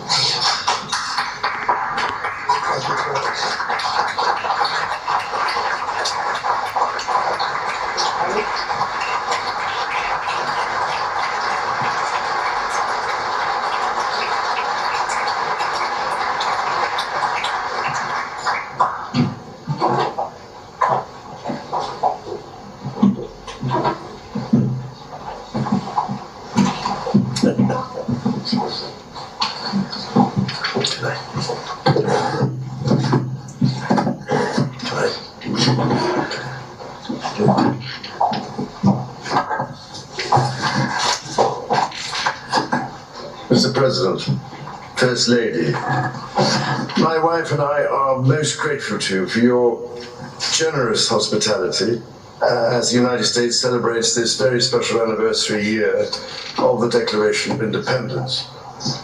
And may I also just start by paying tribute to your own courage and steadfastness, as well as to your security services, for their swift actions on Saturday evening in preventing further injury. My thoughts... Amen. Praise the Lord. Thank you, God. My thoughts and sympathies are very much with you, the First Lady, and all those guests for whom this must have been a very upsetting incident. As the words of that famous anthem remind us, this is the land of the free and home of the brave, as your own response demonstrates. What used to be called in the last war in the United Kingdom, keep calm and carry on. I now realize, to my amazement, that my first visit to this remarkable country was over 50 years ago. And, Mr. President, the golden threads of history and heritage between our lands are also embodied, as you mentioned earlier today, in your own family and your own family story, whose roots trace back to the beautiful landscapes of Britain's Outer Hebrides and continue, as we know, in the great golf courses of the Highlands.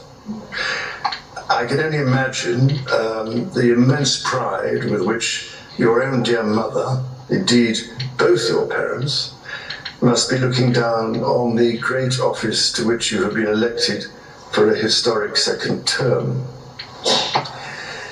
And if I may say so, it is a particular pleasure to be back in this wonderful building, the heart of your democracy. On this occasion, I cannot help noticing the readjustments to the East Wing, Mr. President. Following your visit to Windsor Castle last year, and I'm sorry to say that we British, of course, made our own small attempt at real estate redevelopment of the White House in 1814.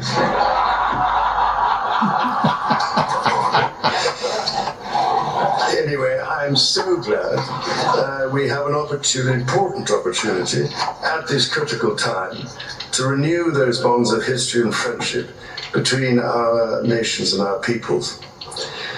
2.5 centuries ago, the United States of America was founded through an audacious and visionary act of self-determination.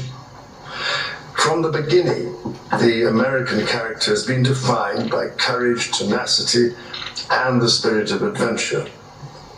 As the direct descendant of King George III, I know this is a nation that never gives up. And my family's history remains reflected in your maps, which read rather like our Christmas card list across the ages. North and South Carolina, Virginia, Maryland, and the cities of Charleston, a particular favorite of mine, obviously, Georgetown, and for that matter, Georgia, Annapolis, as you mentioned, and further favorites, Prince William County and Williamsburg.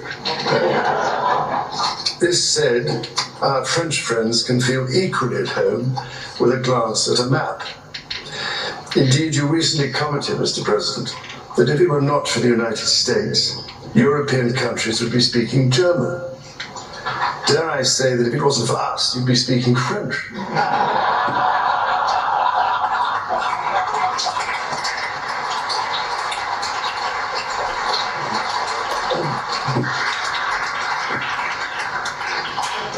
Of course, we both love our French cousins greatly, and we three estates are not only bound by our shared values, but by a profound belief that together we are more than the sum of our parts. Out of the fires of a bitter and bloody Revolutionary War, the triumph of the father of this country, George Washington, and his fellow founders, was to forge a democracy founded upon the rights to liberty and the rule of law. The story of Britain and America is one of reconciliation from adversaries to the closest of allies, not always perhaps following the straightest path. As you said yourself, Mr. President, during your own state visit at Windsor Castle last year, ours is an unbreakable bond of history and heritage, culture and commerce, industry and invention, and we are determined to face the future together. Tonight, we are here to renew an indispensable alliance which has long been a cornerstone of prosperity and security for both British and American citizens. Our people have fought and fallen together in defense of the values we cherish. Across the ocean and from coast to coast, we have traded, innovated, and created together. We've stood together through the best and worst of times. However, the challenges we now face, from those who wish us harm across the world to balancing the risks and opportunities of powerful new technologies, to the threats to the very international rules that have allowed us to trade and have kept power in balance for 80 years, those challenges encourage us to reaffirm tonight the basis on which our partnership has been built. And yes, we have had our moments of difficulty, even in more recent history. When my mother visited in 1957, not the least of her tasks was to help put the special back into our relationship after a crisis in the Middle East. Nearly 70 years on, it is hard to imagine anything like that happening today. But it is not hard to see how important the relationship remains in matters both seen and unseen. My mother's first Prime Minister, Sir Winston Churchill, understood this so well. But then he himself was half American, a tradition of shared transatlantic heritage, which I am pleased to say is alive and well in the White House today. Indeed, such was the closeness that Sir Winston, while staying here in the White House, in the rooms you showed us upstairs, emerged naked from the bathtub to discover the door opening as President Roosevelt came in for a chat. With rapier wit, the president cast aside any embarrassment by declaring that the Prime Minister has nothing to conceal from the President of the United States. This warmth came after testing times between our leaders in the early 1940s. The kinship and friendship of many centuries provided great reassurance to my late grandfather, King George VI, as it did to my late mother. It means every bit as much to me. Of course, my late mother met no fewer than 13 serving presidents, thankfully all of them fully clothed. The first president I had the honor of meeting at the age of 10 in 1959 when he came to Balmoral was President Eisenhower, who had served as Supreme Commander of the Allied Expeditionary Forces during World War II at a most critical time in the darkest days of the 20th century. American leadership helped rebuild a shattered continent, playing a decisive role as a defender of freedom in Europe. We and I shall never forget that, not least as freedom is again under attack following Russia's invasion of Ukraine. Today, our partnerships in NATO and AUKUS deepen our technological and military cooperation and ensure that together we can meet the challenges of an increasingly complex and contested world. And speaking of submarine alliances, there was one particular AUKUS predecessor launched from a UK shipyard in 1944 that served for the majority of her life attached to the 4th Submarine Squadron in Australia, playing a critical role during the war in the Pacific. Her name? HMS Trump. So tonight, Mr. President, I am delighted to present to you, as a personal gift, the original bell which hung on the conning tower of your valiant namesake. May it stand as a testimony to our nation's shared history and shining future. And should you ever need to get hold of us, well, just give us a ring.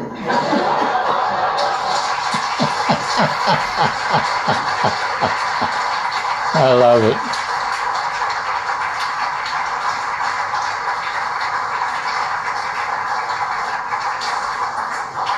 For 250 years, the ingenuity and the imagination of the people of the United States have been inspiration to the world. This land of opportunity has nourished some of humanity's greatest minds, from the industrial age to the space age. So many miracles of the modern world have been and still are invented in America. Indeed, we have followed the voyage of Artemis II, or Artemis II, as my family and I might like to call her, with close attention. Now, I know you have big plans for the moon, Mr. President, but I've actually checked the papers, and I rather suspect it is already part of the Commonwealth, I'm afraid. Ladies and gentlemen, on this week's visit, I look forward to meeting the people and communities of this dynamic country, including celebrating some of the work of my King's Trust, which it has been doing in these communities, helping give young people a chance to succeed across America in this year when we mark 50 years of the Trust. Can you believe it? Every year, millions of Britons journey to this remarkable country to experience its glorious national parks, soaring mountains and ancient forests. From the peaks of the Pacific Northwest to the rugged shores of the Atlantic, from the vast expanses of the West to the sweeping prairies and canyons, the natural beauty of this land is found in every corner. And in sport, in just a few weeks, the United States and Canada will be among those to welcome the world as hosts of the FIFA World Cup. So in one sense, Mr. President, as heads of state, we are joint hosts. We call this game, by the way, football, Mr. President. And I can only say, as the head of state of 5 competing countries, I'll be watching the matches closely and with great enthusiasm. After all, we always like favourable odds. So this city, Washington, D.C., is the home of more Shakespeare folios than anywhere in the world. 82 copies are carefully preserved and shared at the Folger Library. And at this time, when the search for peace in the world is more critical than ever, I can only turn to Shakespeare's genius to remind us of the plea for peace spoken by the Duke of Burgundy at the conclusion of Henry V. My speech entreats that I may know why gentle peace should not bless us with her former qualities. Thank you, Mr. President and Mrs. Trump, for your splendid dinner this evening, which, may I say, is a very considerable improvement on the Boston Tea Party. So, whether your cup contains tea, wine, Scotch whiskey, bourbon, or even cola, let us raise our glasses and voices as we toast the past, the present, and the future, thank you, of our 2 proud and allied nations. To the United States and the United Kingdom, God bless both our countries. Amen. Thank you very much. Thank you. As you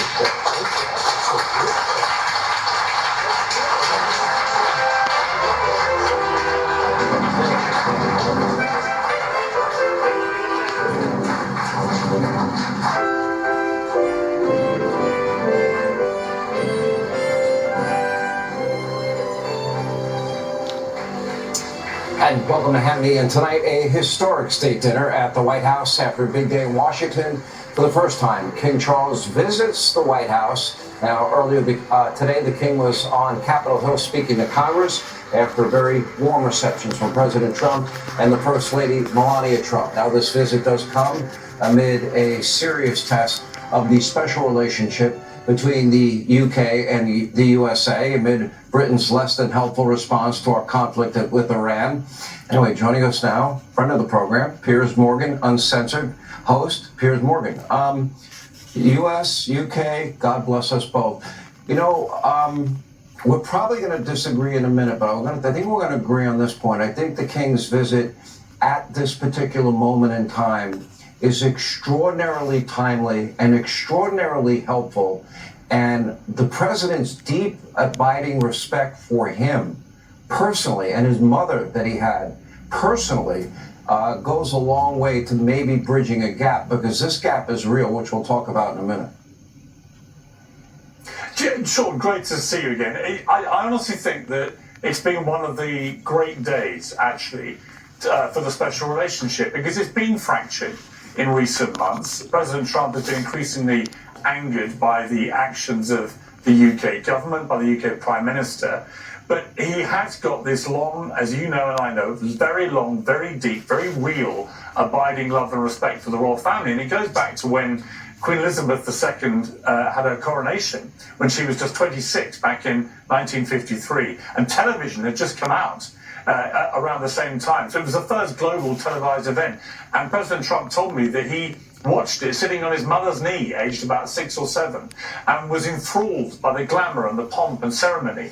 And after his state visit last year to the UK, I spoke to him in the morning, and we had a lovely chat, and he said that he just could never have imagined what his mother would have felt watching her boy, who'd sat on her knee, with the King of England, enjoying all the pomp and majesty of Windsor, and now, of course, reciprocated at the White House. So I thought the speeches today by both President Trump and King Charles have been brilliant, and I think it's revealed the very best of both of them, the charm, the wit, the intelligence, and the warmth and camaraderie they both have. I mean, we're looking, Sean, at a kind of bromance here, aren't they? I mean, these two obviously get on incredibly well, and they really enjoy each other's company. I know from speaking to Queen Camilla how much they enjoy President Trump's company and how entertaining they find him. But I think it works the other way. I've not seen Charles make such a good speech as he did in Congress, or a funnier one than he did tonight. I mean, when you can crack jokes to an American crowd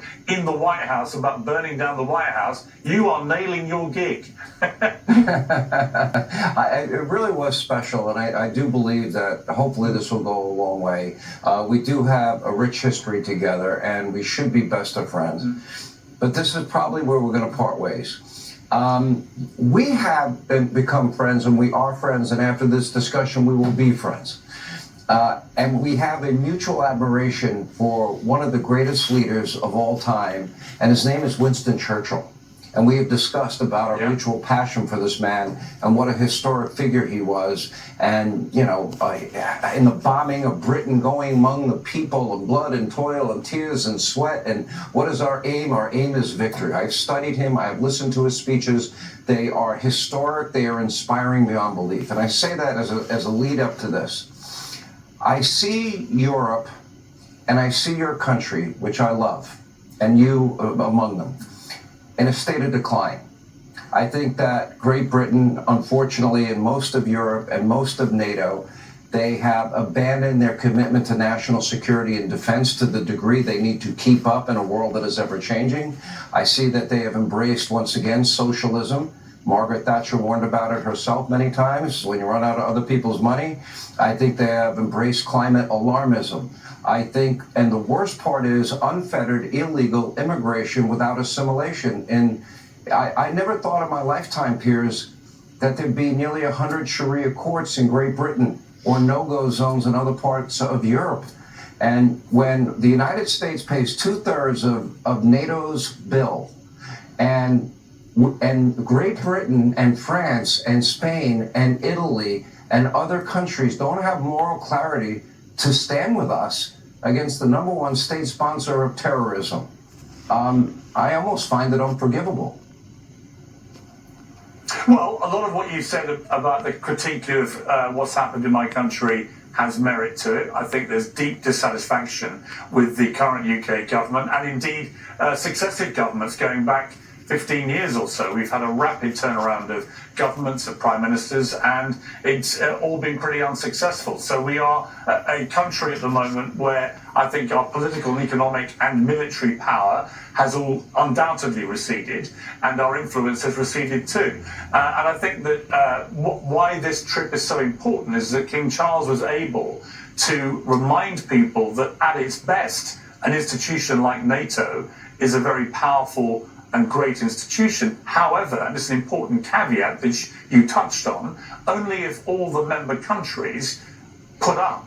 And what has been happening is that we, along with many other countries and members of NATO, have not been paying our proper dues. And President Trump, when he first came into office in 2016, he was on this immediately and said, why are we doing all the heavy lifting for this alliance, this NATO, if the member countries around Europe are not going to stump up their proper dues? And he has forced many of the member countries now to pay significantly larger sums of money. And I applaud the president for doing that. He's absolutely right. Now, where I would disagree with him is about his slightly ominous comments recently that in light of what's happened with Iran, then there's no point in America being part of NATO. I hope he doesn't mean that. I hope he listens to what King Charles said today. I bet they've been discussing it privately. And what I would say about Iran is the correct response of the UK government, if they took a position that they were not convinced about the legality of the war, that's a reasonable position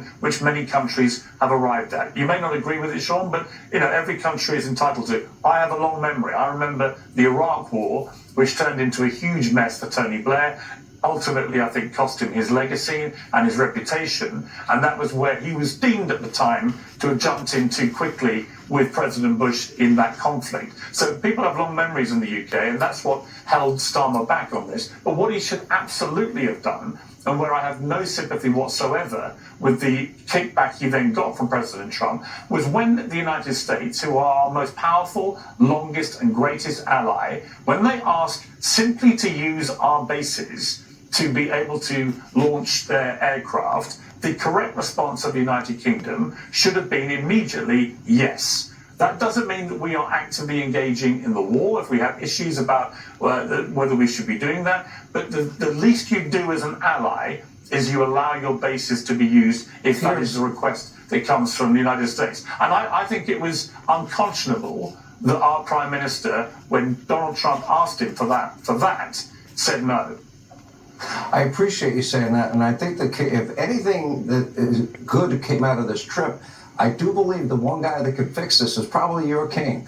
I refer to Starmer as Neville Chamberlain.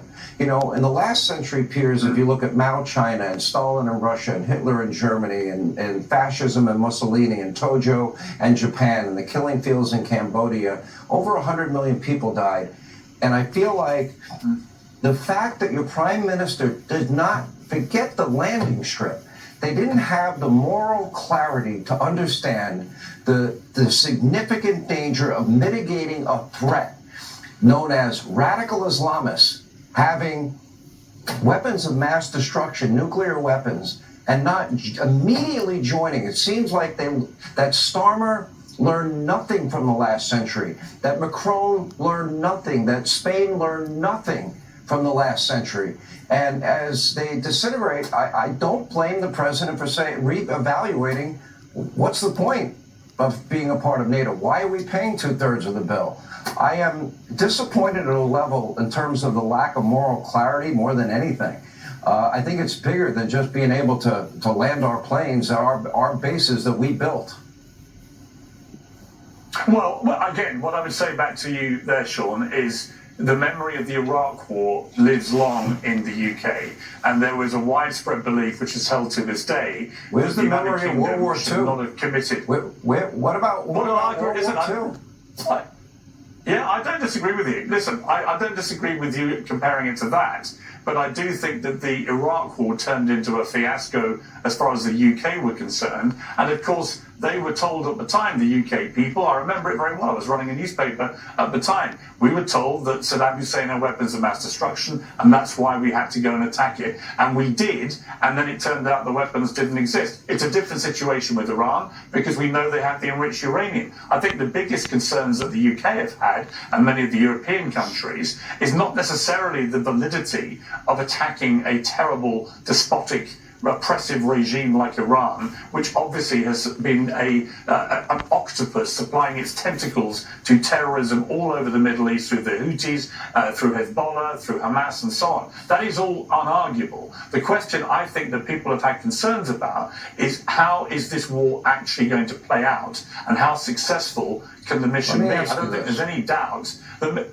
Well, I don't even finish my point if I could. It's just that militarily, I think America and Israel have smashed the Iranians to pieces. That is, again, unarguable. But this issue around the Strait of Hormuz and the enormous economic damage that's causing the whole world is a serious concern that is ongoing, as is Iran's attacks but so is a on the Gulf nuclear states.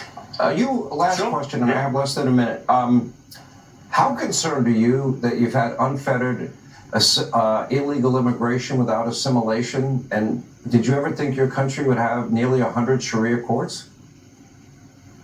Well, I think it's just under 100 unofficial, unlegal Sharia courts. They're not governed by British law, therefore they're not lawful in our country. I don't feel comfortable about it. I also feel deeply uncomfortable about the persistent failures of all our governments to control the issue of immigration in the UK. Everybody does. You know, we're still getting 60,000 people coming over on small boats illegally over the southern border there. It's ridiculous. You know, I look at what President Trump has done with your southern border here in the United States. It's incredibly impressive. He's pretty well stopped them coming in illegally. But we also have an issue with unfettered legal migration, which has been way too big for a country of our size. So I think there are real concerns about that. Again, successive governments, I have to say, both left and right, have been singularly useless in dealing with this problem. What I would say, Sean, and I say this because I've known you a long time, and there's a narrative that's built up amongst some Americans, I think, that Britain has somehow been overrun by Muslims or migrants and so on. I live in London. I don't feel that. I don't see that. Yes, there are legitimate concerns about immigration, about particularly illegal immigration, and about the way it's been handled. And I'm one of the first to say that. But I do not believe my country has been overrun. And actually, coming back full circle to King Charles, I think the way he spoke up my country is long overdue. Britain remains a great country. You have a great country in the United States. We have a great special relationship. Those who shy away from that phrase, I think, should come back now and embrace the fact that we have a great joint history together. Yes, we will sometimes get things wrong on both sides, and King Charles alluded to that. But I think fundamentally, as you and I are doing now, Sean, we can agree to disagree on some things. We can have a civilized debate, and you and I know we will always remain friends because I have a great abiding respect for you, and I hope Except if you try to reciprocated. So. Except when you talk about the Second Amendment, then you lose me completely. Then you're gone. But Piers, we do appreciate you being on. You are a good friend. Sean, it's great to see. I think we can both agree. We would have both quite liked to be at the White House tonight, right? I was invited, but I decided to work. Anyway, Piers, thank you. Somebody's got to, hold down the fort here. Piers Morgan, thank you. All right, just to reiterate, tonight's state visit comes amid a low point in the alliance between the UK and the US. And keep in mind that an Iranian nuke poses a far greater, more immediate threat to Europe than the US. They have ballistic missile range that can actually hit London and Paris. On Truth Social, the president did announce that Iran's economy is now imploding. The regime is now desperate to make a deal. Unfortunately, the country is still struggling to figure out their, quote, leadership situation. In the meantime, the U.S. blockade will continue. Earlier today, U.S. Marines boarded a commercial ship suspected of attempting to violate that blockade. According to CENTCOM, 39 vessels now have been redirected to ensure full compliance. This is causing major anxiety inside of Iran, and for good reason. reason. The country is running out of places to store their oil. As our Treasury Secretary Scott Bessent put it, quote, while the surviving IRGC leaders are trapped like drowning rats in a sewage pipe, Iran's creaking oil industry is starting to shut in production thanks to the blockade. Pumping will soon collapse. Gasoline shortages in Iran are next. So what does this mean for the U.S. in the days and weeks to come? Here with more. Fox News strategic analyst, our friend General Jack Keane is with us. General, I think the blockade is enormously successful. I think the blockade coupled with the next stage of military targets would probably be the perfect combination, but you would know better than I. Yeah, absolutely, Sean. I mean, we're 3 weeks into a ceasefire with repeated attempts now to find a deal, and certainly a deal by anybody's definition that would be acceptable to President Trump seems to be at a far distance. It doesn't seem likely at all. And I think the reason at the heart of it is because the Iranians really don't want a deal. What they intended to do with this time period is just play us for time, believing that the political and economic pressure on the president will grow and put him in a position either to make major concessions or just back away and declare victory and that it's all over. So that's, I think, where the Iranians are, where the president is, and likely, I think, the reassessment with his team will come to the conclusion that, yes, keep the blockade. We said when we went to the ceasefire, there was about 2 weeks of assigned objectives that had to be completed in that time frame. And during that time frame, Central Command, who's in charge of the U.S. war, has doubled its capability from when it started at the beginning of the war. So, and the Israelis have recovered any munition shortages they have. So in terms of our capability going forward, we'll actually be able to press a very aggressive and comprehensive campaign to complete the Prime Minister's objectives and the President's objectives for their military forces. And I think that's realistic. The objectives we've been on now and trying to make it work can't make it work. And President Trump, as we all know, Sean, is not going to take a bad deal. And the Iranians are miscalculating and underestimating him again. So I do think we're on that path. We'll have to open up the Straits of Hormuz maybe after the military operation is completed. And I think one other thing we should do, and if we're not doing it now, we should do it in earnest, because it's never been our objective to topple the regime. But certainly they are so weakened that they're going to be close. And the Mossad and the CIA should be working to undermine this regime and to support the Iranians wherever they are in terms of what they want to do about the current situation and enable, at some point, a final collapse of the regime itself. That's kind of where I think we are, Sean. Yeah, I think so. I would expect that the president's patience in terms of withholding military force is running out about now. Would you agree?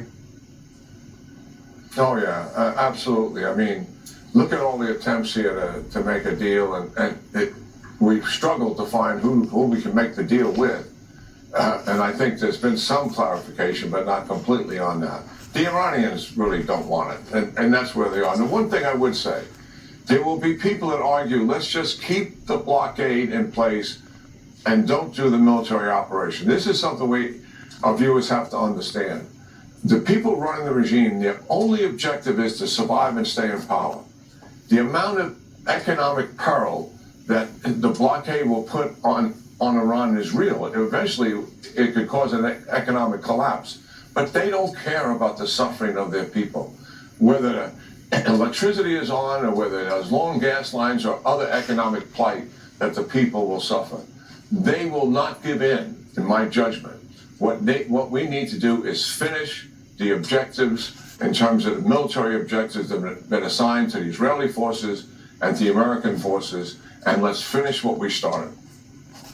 All right, General King, we always appreciate you being with us, General King. Amen. Also, when you think the UN can't get any worse, all these globalist organizations, I'm sick of all of them, think again. On Monday, the UN actually tapped Iran to serve as vice president of its nuclear non-proliferation conference. Here with more on this and all the top stories coming out of Iran, the Crown Prince of Iran, Reza Pahlavi, is back with us. Let's get your take where we are now. The one missing piece that I would like to see filled is I'd like to see the Iranian people armed. I know that there are attempts to do it. I don't know if they're successful. I just think that that would be the next logical step. What would you like to see happen? Good evening, Sean. Good to be back with you. What's going to be the ultimate end game is for the people of Iran to reclaim their country. In order to do that, they need to have an equalized playing field. What happened on January 8th and 9th of this year was a massacre to the tune of 40,000 people that were killed in less than 24 hours.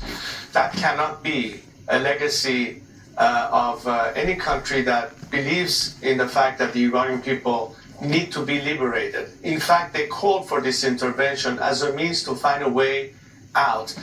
General Keane is absolutely right. This regime doesn't care about the Iranian people. If it did, it would not have brought us to a point of complete collapse, isolation, as a result of their warmongering and terrorism. But the boots on the ground have always been and should be the people of Iran themselves. But they need extra help.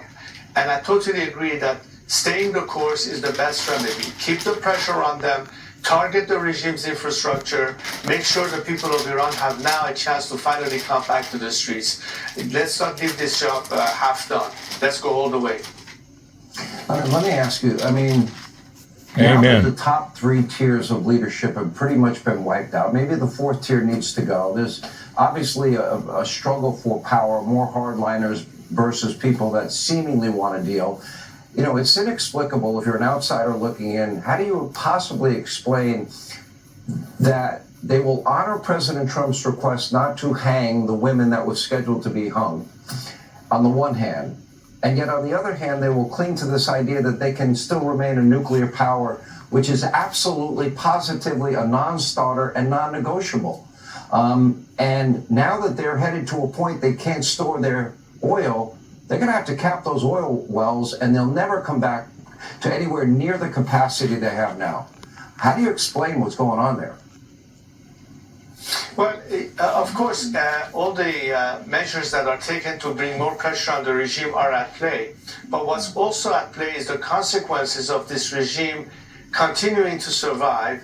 And that is ultimately going to hurt our country in the sense that recovering from after the mess that will be left behind will be quite a tough hill to climb, which is why, given the current circumstances, it's the best opportunity while you're at it to get the job done. Let's understand one thing, Sean. This regime and its nature has never been moderate. It has always been radical. There's no such thing as moderate in this system. In fact, if you listen to the rhetoric, and it's not just sloganism, they actually believe what they say. When they threaten to retaliate, to take revenge over the killing of their supreme leader, meaning President Trump directly, and of course retaliating against the countries in the region, I don't think anybody will breathe a sigh of relief as long as this regime continues to exist. It's been weakened, but not to the point of collapse. There are still certain elements of the system that continue to function. These need to be also addressed. These need to also be targeted. Once the regime is on the verge of collapse, the people will be ready to take over. This has to be a synchronized campaign. We are doing our part as a nation. We need the outside help. It did come, but it cannot stop halfway. The regime never intended to negotiate. It probably will not. I mentioned that in previous interviews. And the reason is that in their DNA, they simply cannot coexist with a free world. They are out there with the ambition of exporting an ideology. 200% inflation rate, the currency value is now zero, half their workforce is out of work, they're going to soon be running out of gasoline themselves. How much longer can that, whatever it remains of the old regime, stay propped up, and how does this end? Well, Sean, the secret to their survival so far is sheer repression. This regime has not stopped killing people. It continues to execute people almost every day. That's basically what this regime is doing. But if they run out of cash, they simply cannot pay their mercenaries, they cannot sustain their apparatus, they will be basically bankrupt. And that's also another way to put pressure on them. So it's good to keep maximum pressure, but I think the military campaign has to go all the way to finally bring them down.